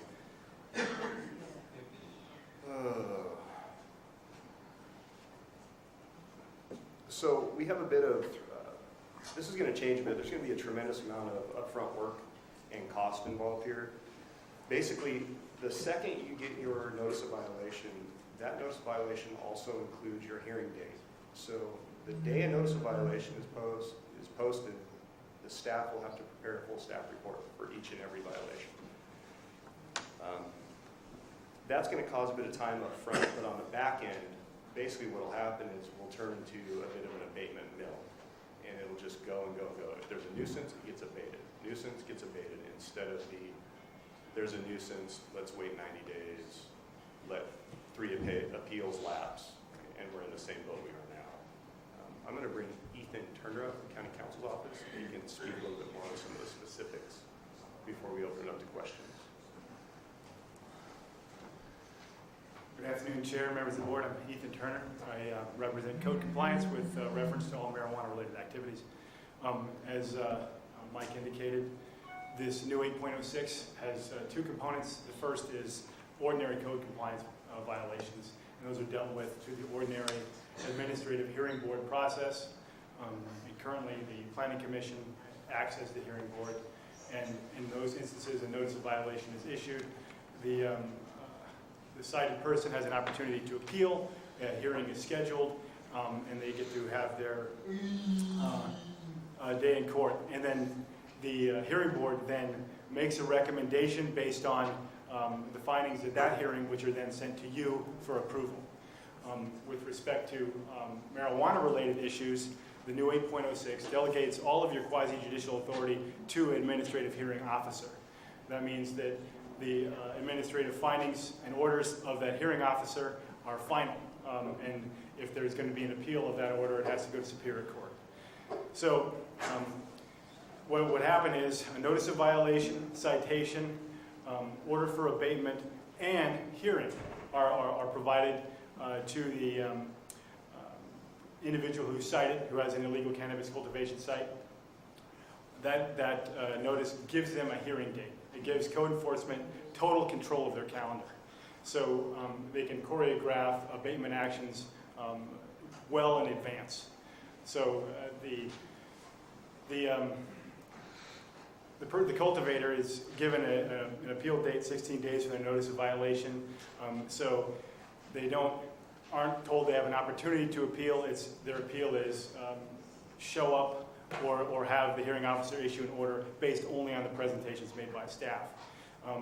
The only time that an abatement order could not go out 16 to 18 days after notice of violation is issued is if the appellant, for good cause shown, wants to get another 10 days. So in those events, it's possible that an abatement order wouldn't go out for 26 to 28 days after the notice of violation. So this would allow a much more speedy abatements. I mean, and as Mike called it, an abatement order mill, and that's effectively what it could be, because as was mentioned at the last time we discussed this, the county is aware of many illegal cultivation sites and historical cultivation sites. So we'd be able to basically go out and serve notices of violations, citations, orders to abate, and hearings to all of these sites, and just schedule a tremendous number of hearings and then issue immediately thereafter a tremendous order, a number of abatement orders. And at that point, it becomes a manpower issue. And I've been talking to the marijuana enforcement team and to Rick about how we could resolve some of those issues. On paper, I mean, we could issue an unbelievable number of abatement orders, hundreds. And I got all excited about that and told Rick that we could engage in the largest eradication program in American history. And he looked at me and said, "Whatever you're smoking, it must be pretty good stuff, because there's going to be manpower issues." But it will still offer an opportunity for the sheriff to work in concert with code enforcement to engage in a tremendous number of eradications. And because we could have total control of the calendar, it would allow us to plan well in advance so that such manpower problems could be addressed even months before we know that eradication orders are going to be issued. And Rick, did you want to speak on this? Or okay. And that's about all I have for that part of it. If you guys have any questions about either the ordinary code enforcement part of it, or the marijuana enforcement part of it, I'd be happy to address any questions you may have. Board, any questions, comments? Supervisor Mills? Thank you, Ethan, for your presentation. My thought is that how many trips are we doing now? And if you incorporate what you're going to plan to do here, how many trips would it require to bring compliance to even the worst case scenario? Okay, by trips, so do you mean visits for inspection Visits sites? for inspections, Okay, yeah. correct. You've personally attended a number of the appeals and are aware of some of the problems that code enforcement has had in that regard. We've streamlined that and we're going to streamline it even further. Some of it's in the works, so I can't really talk about it, but the main issue is that we want to make as few inspections as possible. And in theory, and this is something we need to have done, is that by the time we begin this eradication program I'm talking about, it is my hope that we will have all inspections done. And that as this eradication program begins, it will be a matter of simply serving, posting, and mailing notices of violations, and that would hopefully be one trip once the enforcement part of it starts to occur. But your point is well taken regarding the number of trips that it can sometimes take as far as the inspections are going. Yeah, and then there's cost recovery with it for the manpower that you're using. Exactly. With abatements, those can be the subject of liens, high priority liens. So that should be recoverable. I mean, because all administrative citations, enforcements, and adjudication of enforcements can be charged to the fee program. Thank you. Any further questions from the board? Supervisor Garamendi? Thank you very much. I like this change. I think anytime we can speed things up in a bureaucracy, it's a good thing. My questions are for Mr. Ritter, and I apologize, I have a lot of them, but I was up late last night and this sort of got me in a loop. So how many code enforcement officers do we currently have? 6. And how many are funded by the urgency ordinance? There are 2 positions that are 100% fully funded by the UO funds. However, in reality, the additional 4 officers throughout the grow season, minimum of 50% of their time. So for all intents and purposes, there's 4 full-time positions, if you want to just do the hard math. So you've got, what happens to those positions if we don't have the urgency ordinance? Do we have money to continue 2 of them to keep outright go away right now. And without the funding from the UO, there's absolutely zero possibility that I can keep up on a fraction of these issues. Once you identify a site as being non-compliant, how long does the current process take, soup to nuts? Soup to nuts, including appeals, I've seen it take as long as 3 months. And under this new process, how long do you think it will take, soup to nuts? 17-ish days. 17 days. The difference is, again, and I want to be clear to the board and also to the public that due process is not being infringed upon. You still have your rights, there's an appeal, etc. It's just, it's not appeal after appeal, board after board. The hearing officer would be the ultimate authority. So if we got this underway now and you guys had time to plan, it would be much less opportunity for people to game the system as we saw last fall? Oh, 100%. Absolutely. Absolutely. Assuming, you find these folks and, we cite them and they get in trouble. They're non-compliant growers and they abandon their sites because they're not allowed to grow there. How do we pay for cleaning it up? And who does that work? Clean up of an abandoned site? Yeah. The guys who just walk away. Generally, it'd be a lien on the property that would pay for the abatement cost, and when the property changed hands or the tax roll came around. Would that be paid? Can that cleanup be paid for by urgency ordinance? Absolutely. That's directly tied to cultivation of marijuana. And I imagine there's a lot of hazardous materials in an abandoned site. I should probably ask Mr. Knight to come forward.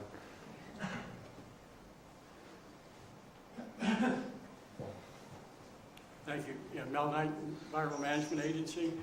Yes, indeed, under the CUPA program, the delegated authority by the state agencies, we do have authority for hazardous materials and hazardous waste. And indeed, what we would first do would be to work in concert with code enforcement, as we do, to see if the traditional cleanup could be accomplished. It turned out, though, there was an imminent substantial public health endangerment or threat to the environment.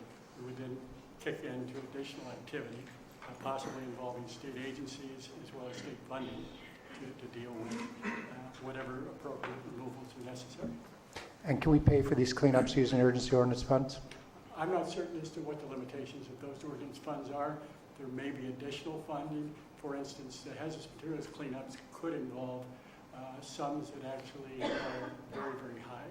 That's where we would then turn to state agency funds that exist for these type of cleanups.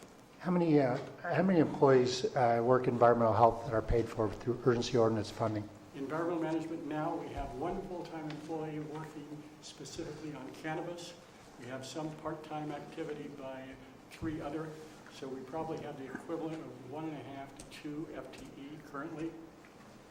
We have authority for additional, although as I mentioned to your board in the past, very difficult to recruit a specialized credentialed individual when we have such uncertainty as to the future of that position. And so we're looking to actually contract for additional help in those areas. Thank you. Thank you, Mr. Knight. This is kind of maybe a question for the sheriff. Sorry. It's kind of like mass, up, down, right?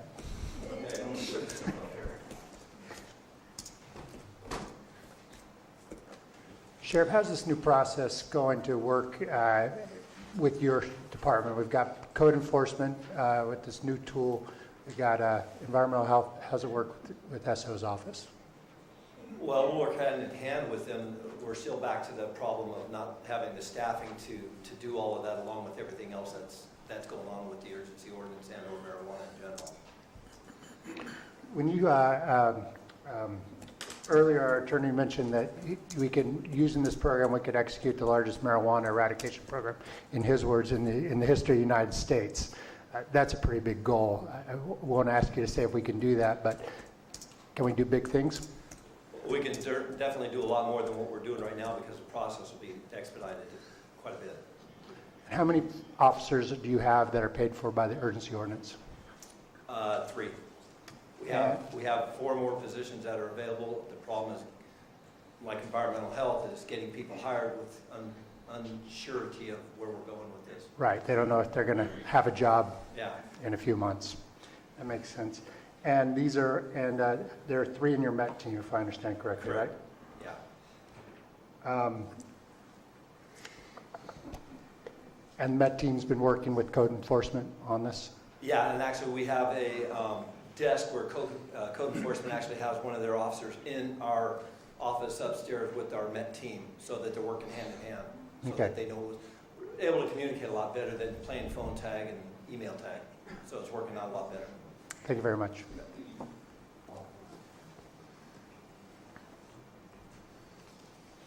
There's also, if I can add one more thing, getting into the grow season next year, I have if the UO is extended, I have every intention of bringing forth to the board the addition of 2 more positions, maybe. Those could be extra hire positions, or depending on the need, they could be full-time code positions. Okay. Further questions from the board? I have a couple of issues I'd like to discuss. The issue of our fines per day in our existing program, will that be carried over to the new revised 8.06? I believe the fineage has changed a bit. I'll bring an attorney up. Good move. Sarah DeKay, Deputy County Counsel. In general, yes, the fine structure for cannabis cultivation related violations is in the urgency ordinance, right? It's in 17.95, that's that $1,000 per day per violation. That will be unchanged by this change. And with regard to non-cannabis cultivation, sort of general run-of-the-mill code violations, the fine structure goes up very slightly from the existing 8.06. It's essentially the maximum allowable by state law. It tracks the government code fine structure. In the past, I've been informed that those fines are somewhat negotiable when trying to find an amicable solution to the violations. Does the new 8.06 make that a mandatory statute as far as the fine program and scheduling? And who has final authorization about whether or not that fine can be reduced or increased? Is that the administrative law judge, if you will? The hearing officer will absolutely have the discretion to rule on the appropriateness of the fines that code enforcement has imposed. And with regard to non-cannabis cultivation, I think code's goal is compliance. And so to the extent that those lesser fines, I do think that there is some amount of negotiation or adjustment depending on the violator or alleged violators' efforts to come into compliance and the extent to which they are working with the code compliance department to get into compliance as quickly as possible. At the end of the day, this is property maintenance and public safety, and so I think the goal of the code of Mike's department is to get folks into compliance with state law and county code as quickly as possible. Okay, and the funding, what activities, and it probably answers its own question, would those fines actually fund? Would that be code compliance?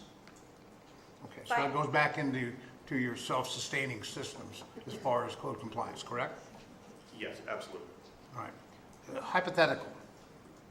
When you come across an illegal grow, and we're looking to the future, and there's a lot of ifs here, and you find that that's a totally illegal grow with no registration, no application on file, and seeing that we recently passed Proposition C, the people did, is that cultivation tax come into play on that?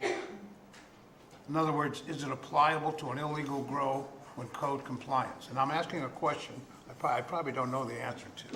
Counsel? I'm not sure if I know the answer to that. I'll defer to Megan. Would you please state the question again, please? Okay, let's say this is a hypothetical. We'll say that Mr. Clapp has a grow, no offense. I do have one next door to me. Okay, I'll second that. So moved. Aye. Back up. We come across, code compliance comes across an illegal grow with no registration. And let's say it's a 5,000 square foot grow, canopy size. And we abate that during our normal procedures through 8.06. Does Measure C, which taxes of cultivation of cannabis, have any influence or bearing on that particular illegal grow? The illegal grow would be abated, so there'd be nothing to tax, because under this scheme, code compliance is looking for a streamlined way to abate non-compliant or quote illegal grows faster, so there isn't a grow there once it's abated, obviously. Measure C funds would be the tax bills would go out to all of the registered and or application pending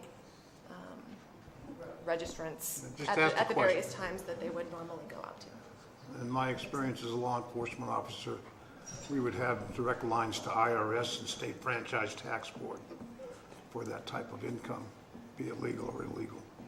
Thank you. Well, since I'm in there, so if I sold my drugs, I would still be responsible for paying IRS tax on those drugs, or else I would be going to prison for it. Oh, sure. So that doesn't affect the growth of it, just the sales? I asked the question, I didn't have the answer. Okay. I'm done. Any further questions from the board? Mr. Chair, If I may, Go right ahead. I think that this is a great hammer to get rid of the bad guys, and I recognize it might impact Mr. Clapp's grow. But, I'm sorry. we're gonna have a hard time getting one out Never of live the that crowd. down. But I'm I just think worried about the press over here, what I'm worried about. You know, we have really great imagery of every place in the county. Well, but it really is a tool that I think is really going to move things along and help us get rid of some of the bad guys quickly. It's kind of a hammer that we need while still preserving people's civil rights and their rights as well, which I think is really important. So I imagine that, you know, if we had, you know, how we pay for them, you know, the funds can pay for the enforcement of the urgency ordinance fees can pay for the eradication of the non-compliant growers who come under the urgency ordinance, but Measure C funds would have to be, which would cover in the future for the law enforcement piece of it, correct? For criminal? That's my understanding as far as Measure C goes. I can speak directly to the code compliance portion, but beyond that.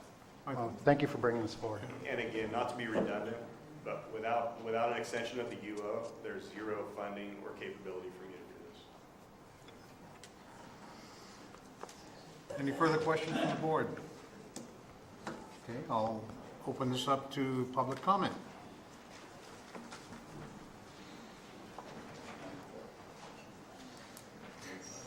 Mike Falvey, Mountain Ranch, I'd like to ask a specific question of the board and code compliance. If the current 806 is replaced, this summer, can I call up code compliance board members and inform them that the grow a quarter mile from me has been denied under appeal in front of the planning commission and the board? It was probably the first one denied. And they continued to grow last summer. They harvested. Now they're preparing for this spring's grow. I hear equipment, backup horns all day long that have been denied by the planning commission and the board.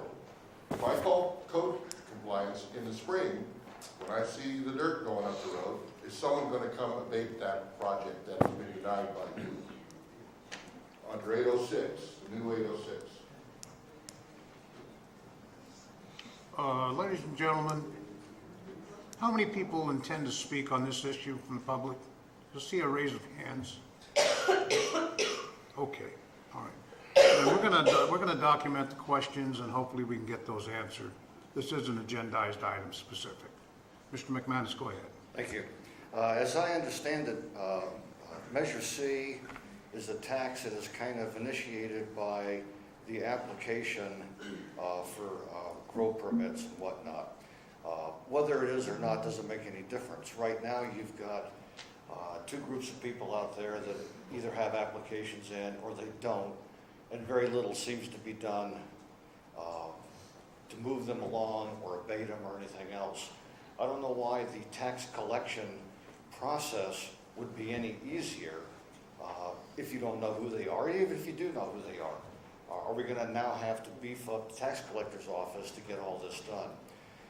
If you were to get some additional money on Measure C, it's my understanding that's a general tax.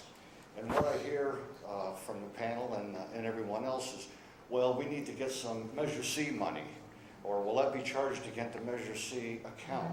It's not the same as the registration account. You can buy new buses with Measure C. You can use all of it to fund law enforcement if you want. You can spend that money any way you want or not spend it. That's entirely up to the board. So there's no automatic reach into the treasure chest of Measure C money based on whether the marijuana program is succeeding or failing, whether more growers are complying or not complying. It's entirely up to this board.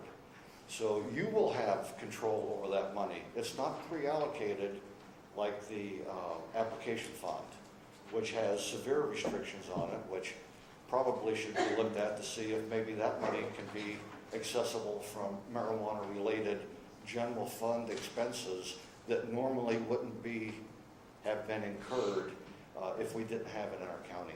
Thank you. Yes. Mr. Edson? Morning, Cliff Edson, San Andreas.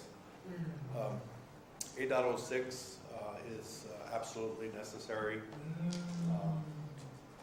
to, this is a question, to speed up the process. I believe that, didn't we try to bring this up for the past 6 months to speed up the process, and hasn't it been delayed? I don't know why, but from going from 3 months to 17 to 21 days for an abatement process would definitely detour many of the folks that would take advantage, would it not, to take advantage of the system? I think it would. So also, I believe that Supervisor Tofinelli had a concern about, making 8.06 across the board instead of just cannabis. I believe that our current system for our code enforcement, as far as 8.06 goes, around property, regular property stuff, I think that's a pretty good idea, actually, to keep it that way, because I believe the supervisors need to be engaged in that portion of it.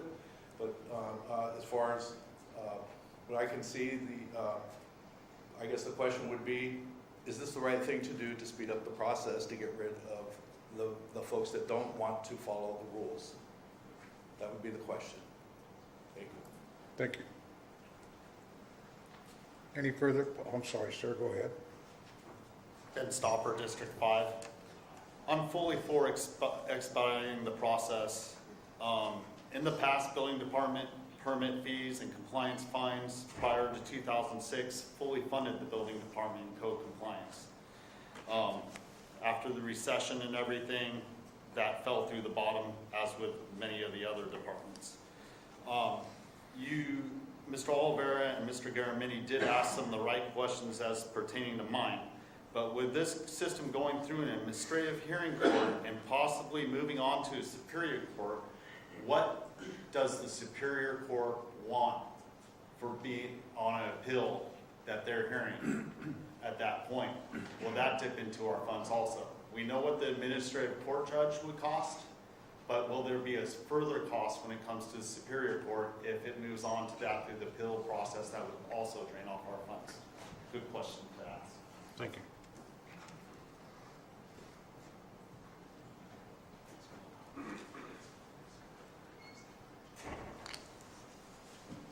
Any further speakers?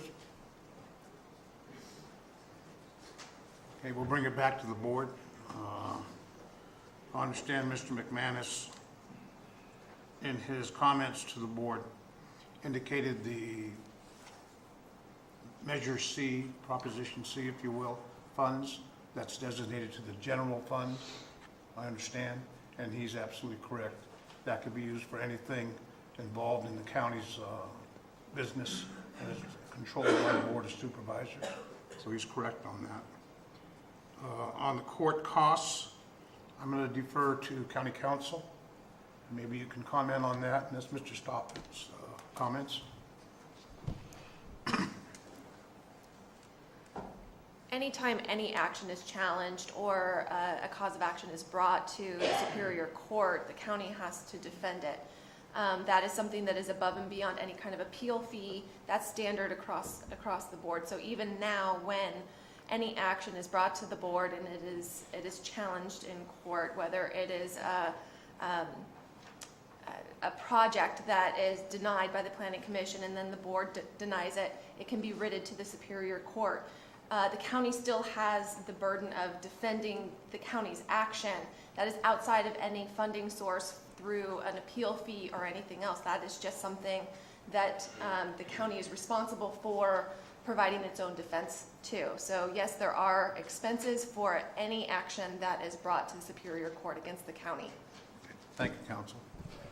That answers the questions I had documented. Any board member? I would like to follow up on the question from Mr. Favli. On this summer, when people have been denied their application, and you know it, and your neighbors are over the hill, and we call in, will this tool be part of helping fund get rid of those bad actors.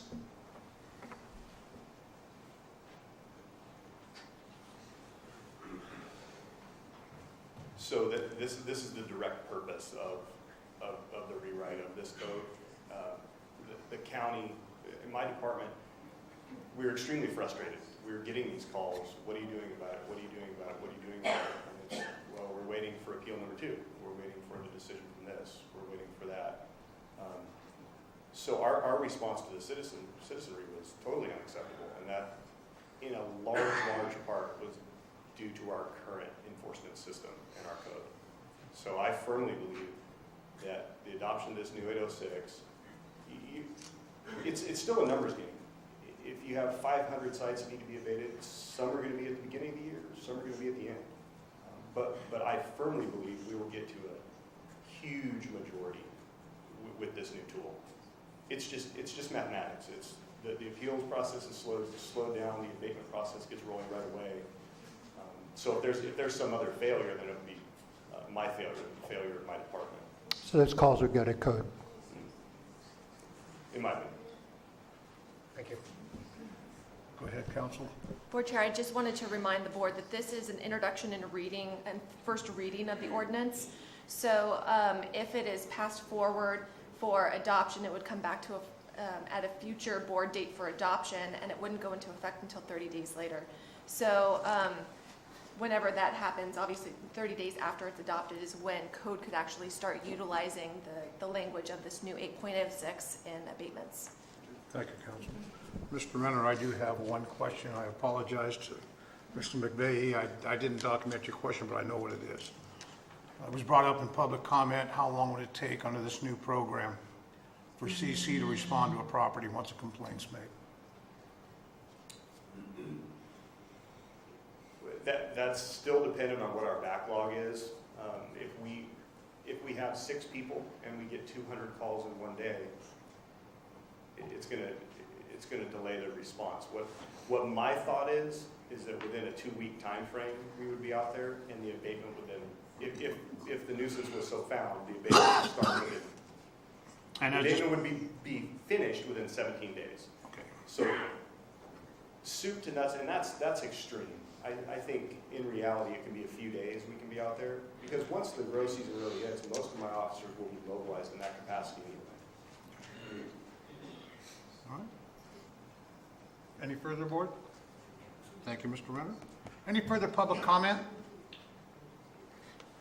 And I'll bring it back to the board. I would entertain a motion on item number 23.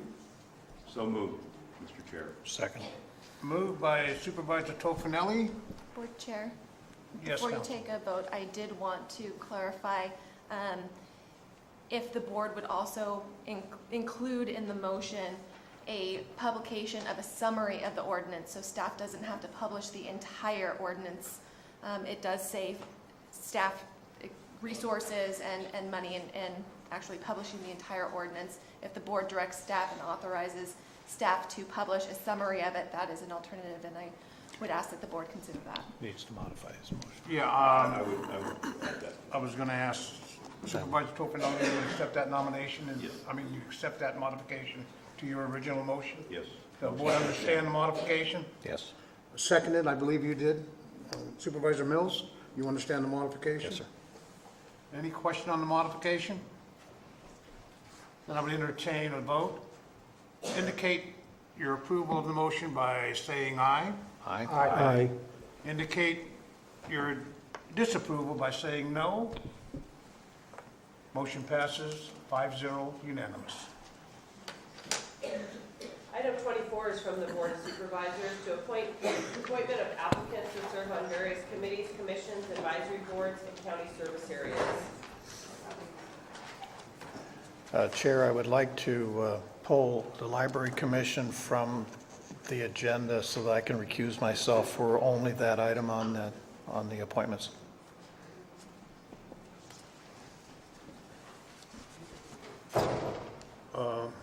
I have Any comments from the board on that? So just step out on that one. I would step out on that one only. The chair has no, Just we can, if you want to do that one first, then I'll step out on that one. yeah. That would be fine. Thank you.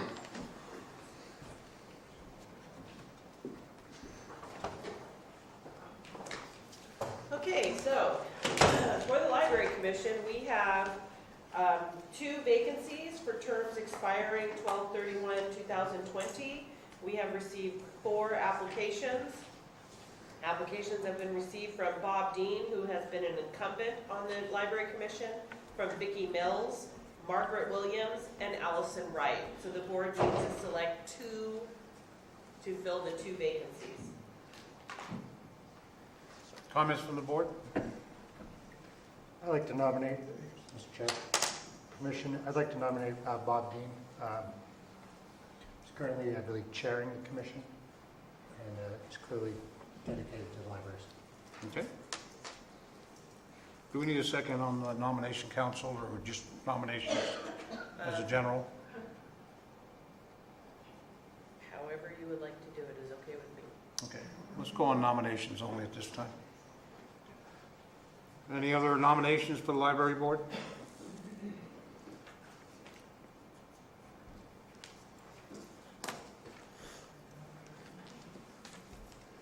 The board's gonna request a couple of seconds here to review it. Okay. So Margaret Williams is from District 2, and Allison Wright is from District 1. That helps at all? Bob is in District 2 also. Yes, Bob is from District 2, and Vicki Mills is from District 4. How many people sit on that board, Madam? 7. 7.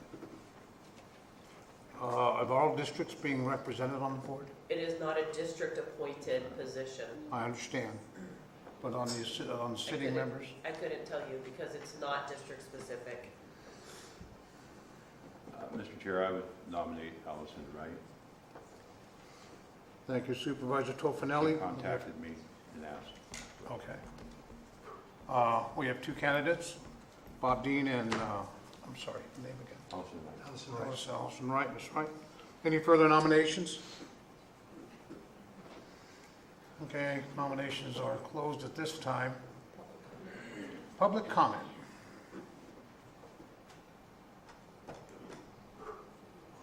Hearing no public comment, I'd call for a vote on these 2 candidates for the Library Commission. So All in favor indicate by saying aye. Aye. Aye. All opposed by no. Well, wait. So you have 2 nominations. You don't have a motion nor a second.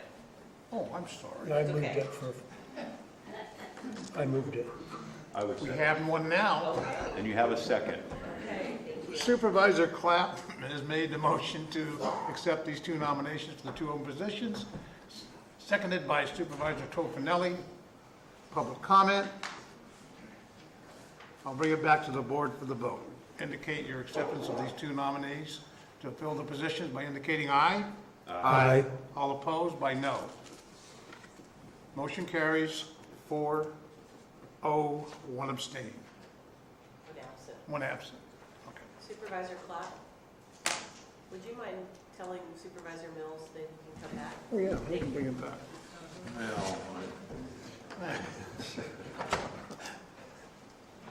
Ladies and gentlemen, while Supervisor Mills returns to the chamber, we're going to be taking a lunch break at 12 o'clock, and we'll be returning at 1:30.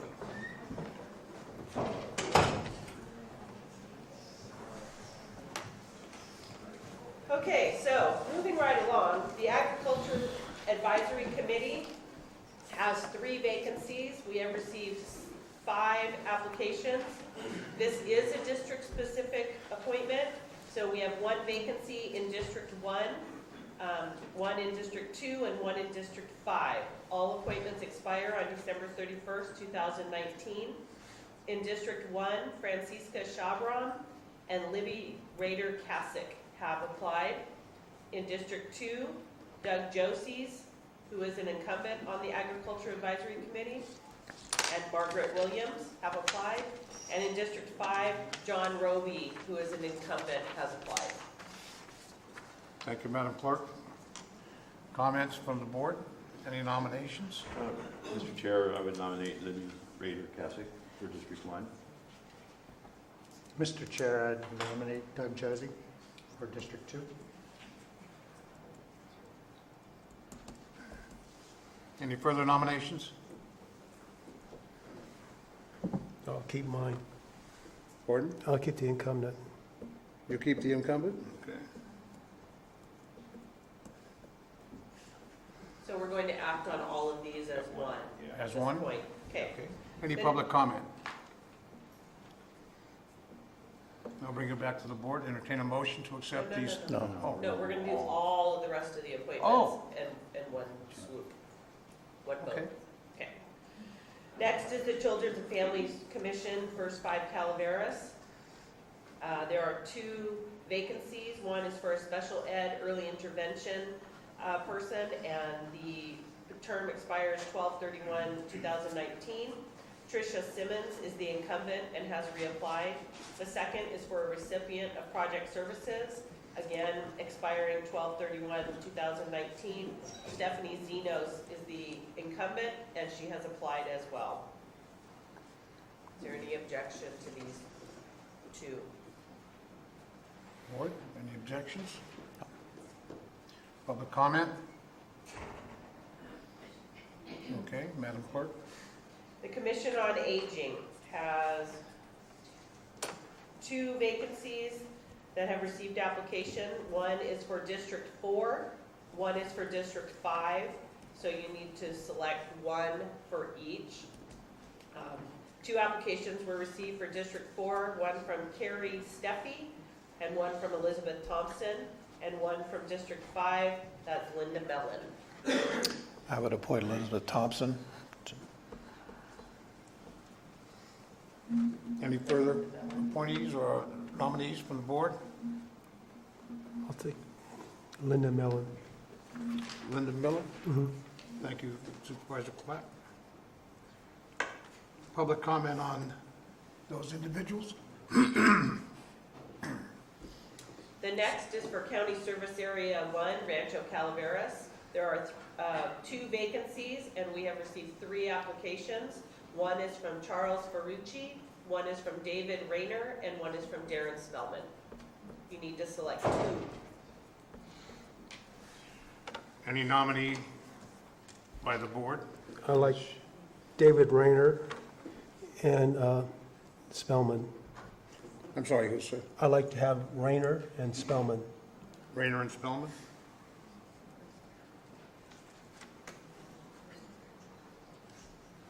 Any further nominations? Public comment? Bring it back to the board. Madam, that's all we have, Madam Clerk? No, we have lots more. We have more? We have lots more. County Service Area 8, Spring Hills. There is 1 vacancy and 1 applicant. William Hamilton is the incumbent and has reapplied. Okay. Any comment from the board? Public comment? Okay, thank you. Madam Clerk? Okay. The Fish and Game Commission, there are 2 vacancies that have received application. One is for District 3 and one is for District 4. The District 3 applicant is Ronald Severud. The District 4 applicant is Elaine St. John. Do we have any information on this Ronald Severud guy? Maybe a little. I would nominate Mr. Severud for the Fish and Game Commission. And I would nominate Elaine St. John. Okay, thank you. Next, for the IHSS Advisory Committee, there is a vacancy for a general public member, and we received 1 application, and that's from Margaret Williams.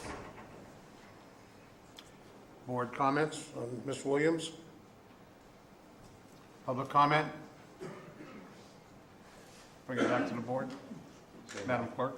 Okay, the next is for Murphy Cemetery District. There is a vacancy that has received 1 application, and that's from Jeff St. Louis, who is an incumbent.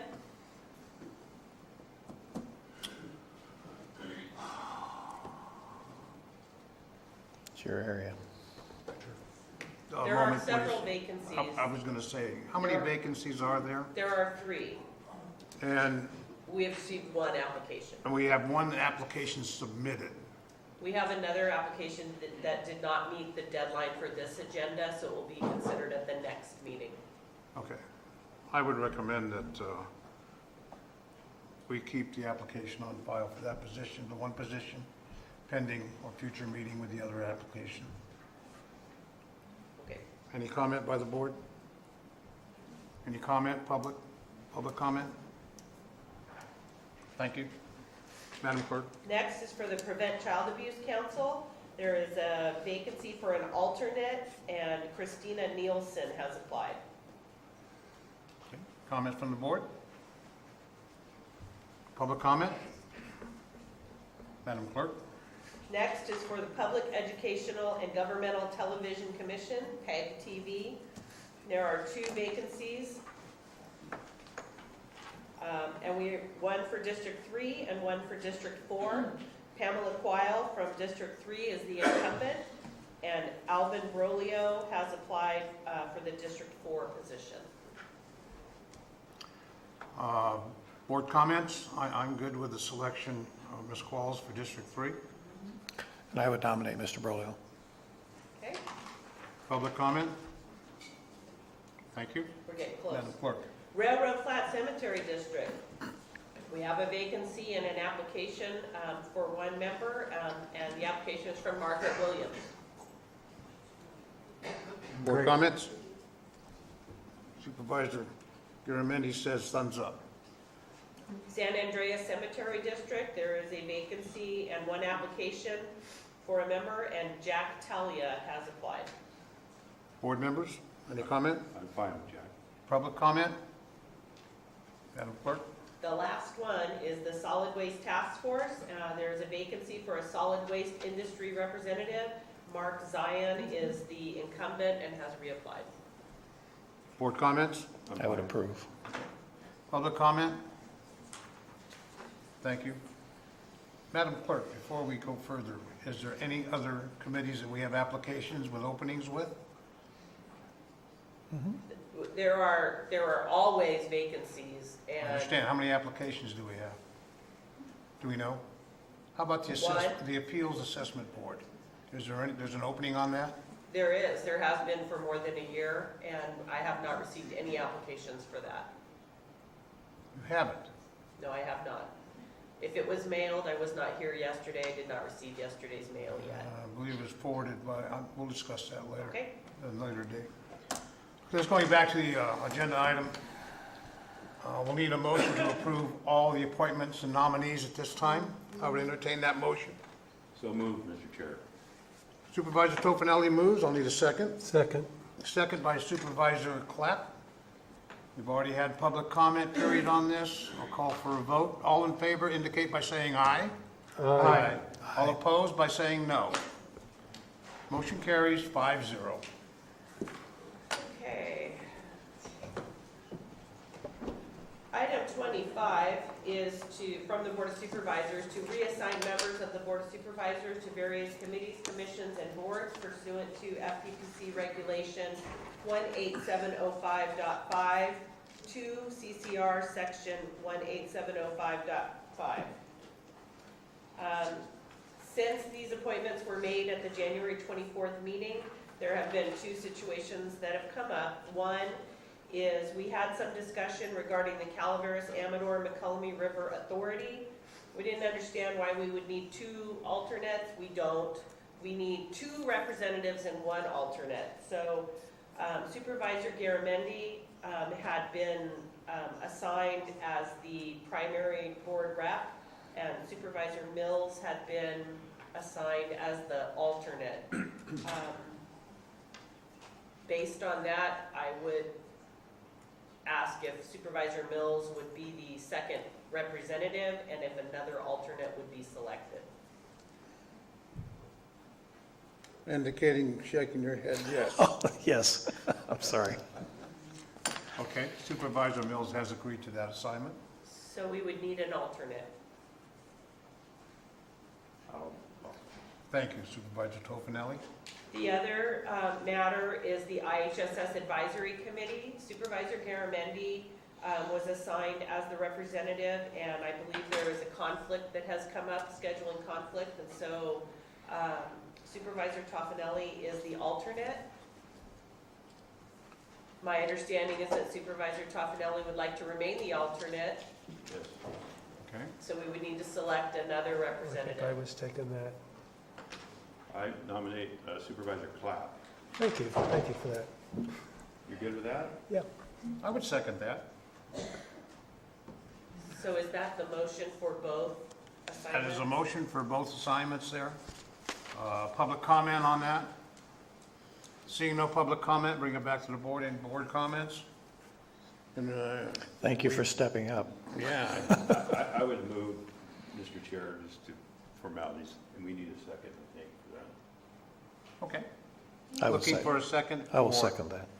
Supervisor Mills will be seconding that. Okay. Once again, no public comment on that. I'll call for a vote indicate by saying aye your approval of this motion. All in favor? Aye. Aye. All opposed? Motion carries 5-0. The next item is item 25, and it is also from the Board of Supervisors to reassign members. Whoops, where did we put that one? I'm No. sorry. 26. I didn't put check mark. Okay. Number 26, Board of Supervisors, approve the Calaveras Child Care Council membership as recommended by the Calaveras Child Care Council. Is there any, I'm sorry. Go ahead. Is there any representative from the Child Care Council?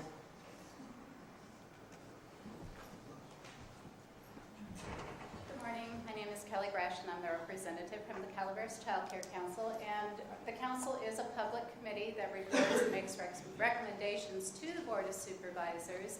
When our bylaws were approved many years ago, the way our membership works is we do the recruitment, just as we do most of the public councils through the newspaper and other means, and we accept those applications, we review them, and then we make recommendations to the Board of Supervisors. You are responsible for 50% of the membership, and then the County Superintendent of Schools is responsible for 50% of the membership. What you have in front of you today is one membership application that we have received. There were 3 applications that we received this year. 2 were approved by the County Superintendent of Schools, and you have one before you, and that is Linda Wynn from the Local Lake Health Department. Any board comments, questions? I'll open this up to public comment. Any public comment? Okay, bring it back to the board. I'll entertain a motion on item 26. So moved. Moved by Supervisor Garamendi. Second request? Any second? I'll second. Second by Supervisor Tofinelli. All in favor indicate by saying aye. Aye. All opposed by saying no. Motion carries 5-0 unanimous. Madam Clerk, before we proceed to item number 28, 27. 27, I made the same mistake.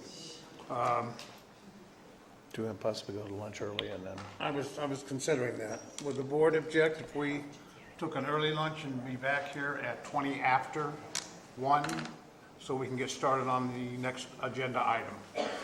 Okay, we are adjourned for lunch. We'll reconvene at 1:20.